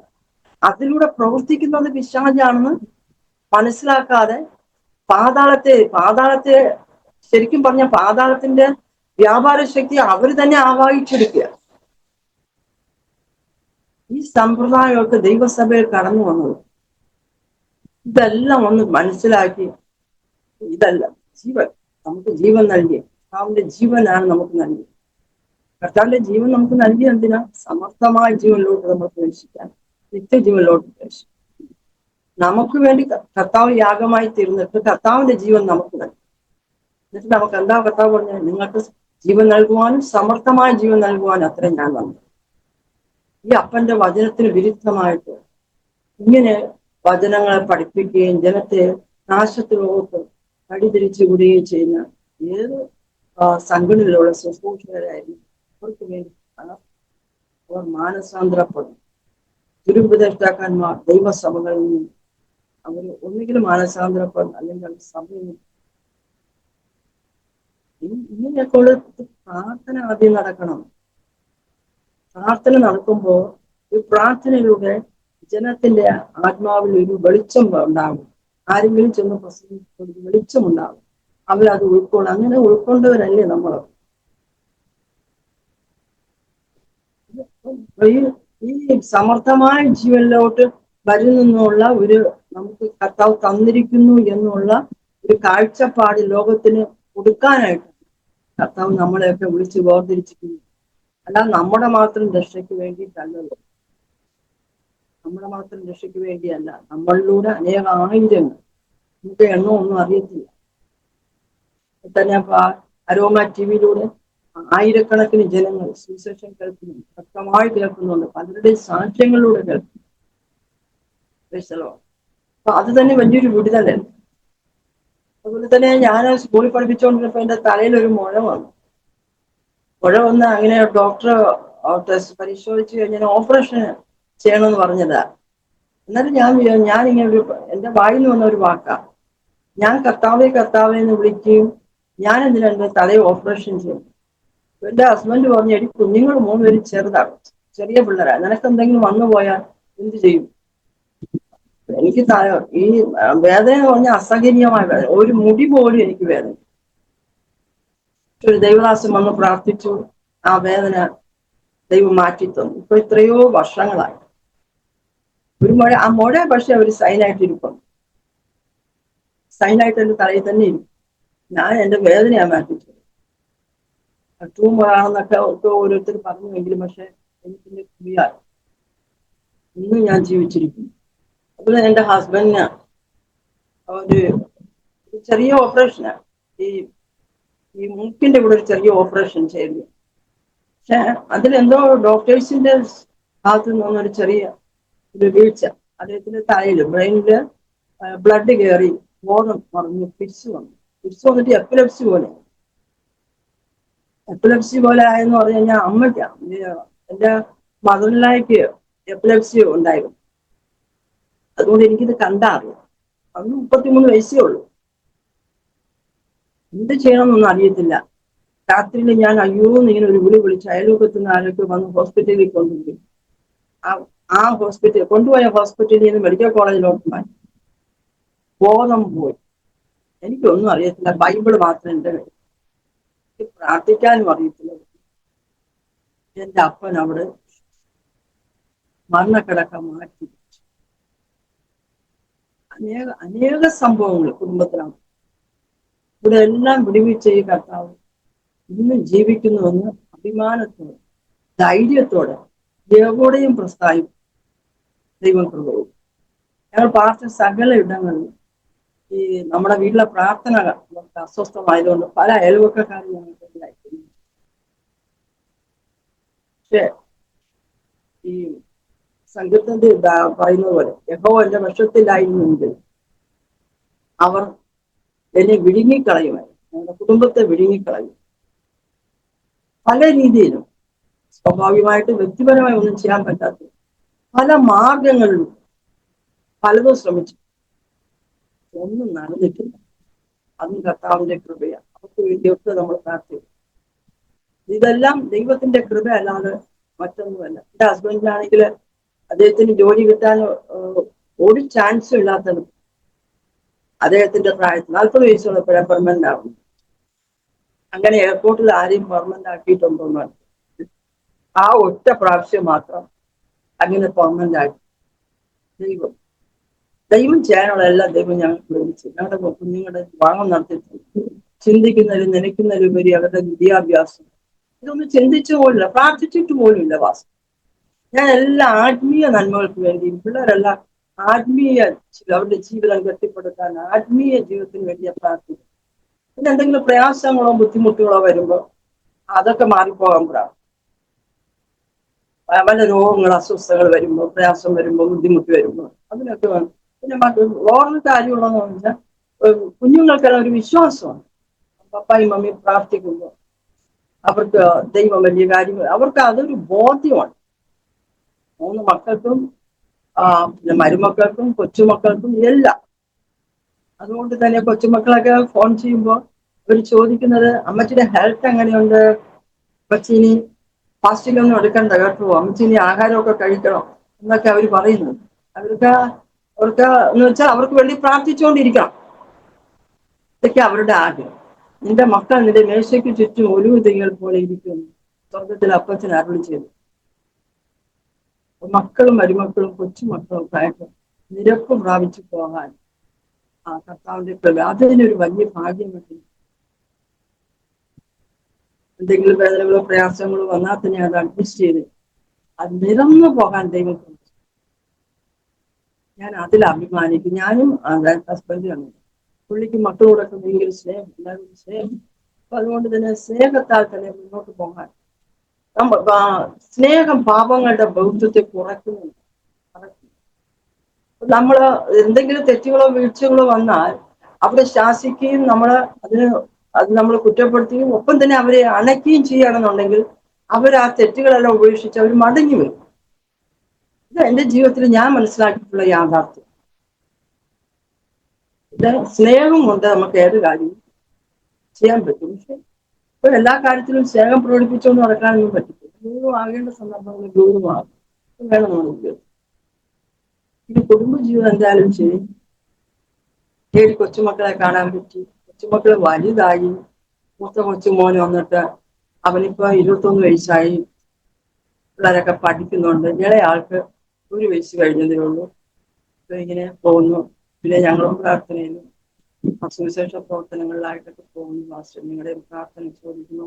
മാഷിന് വേണ്ടിയും കുടുംബത്തിന് വേണ്ടിയും ചാനലിന് വേണ്ടിയും ഇതിൽ പങ്കുകാരാകുന്ന എല്ലാവർക്കും വേണ്ടിയും അതുപോലെ തന്നെ ലോകം മുഴുവൻ കാണുവാനും കേൾക്കുവാനും അറിയുവാനും കർത്താവിന്റെ സ്നേഹത്തെ അനുഭവിച്ചാൽ ഇടയായിത്തീരട്ടെ എന്ന് വിശ്വസിക്കുന്നു.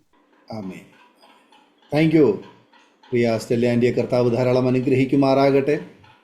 ദൈവം നടത്തിയ അത്ഭുതകരമായ വഴികളെക്കുറിച്ചും ദൈവം വിളിച്ചു വേർതിരിച്ചതായ ആ നല്ല അനുഭവങ്ങളെക്കുറിച്ചും ദൈവനാമ മഹത്വത്തിന് വേണ്ടി അരോമാറ്റിയുടെ പ്രേക്ഷകരോട് പങ്കുവയ്ക്കുവാൻ കർത്താവ് കൃപ ചെയ്തത് ഓർത്ത് ഞാൻ ദൈവത്തിന് സ്തോത്രം ചെയ്യുന്നു. കർത്താവ് ഹൃദയത്തിൽ തന്നിരിക്കുന്ന ആ പ്രത്യേക ദർശനത്തിനായി, വെളിപ്പാടിനായി, കാഴ്ചപ്പാടിനായി, ദീർഘവീക്ഷണത്തിനായിട്ട് ഞാൻ ദൈവത്തിന് സ്തോത്രം ചെയ്യുന്നു. അത് അനേക പ്രിയപ്പെട്ടവരിലേക്ക് പകരുവാൻ കണ്ടെത്തിയിരിക്കുന്ന പല സാഹചര്യങ്ങളും വേണ്ട വിധത്തിൽ പ്രയോജനപ്പെടുത്തുവാൻ കർത്താവ് സഹായിച്ചല്ലോ. ഇനിയും ആ നിലയിൽ മുന്നോട്ട് പോകുവാൻ കർത്താവ് സൗഖ്യാരോഗ്യം ദീർഘായുസ്സ് തരട്ടെ എന്ന് ഞങ്ങൾ ആശംസിക്കുന്നു, പ്രാർത്ഥിക്കുന്നു. തുടർന്ന് അരോമാറ്റിയുടെ പ്രേക്ഷകർക്ക് വേണ്ടിയിട്ട് ആൻറ്റി ഒരു നിമിഷം ചുരുക്കവാചകങ്ങൾ നമ്മെ പ്രാർത്ഥന സഹായിക്കും. പ്രാർത്ഥിക്കും.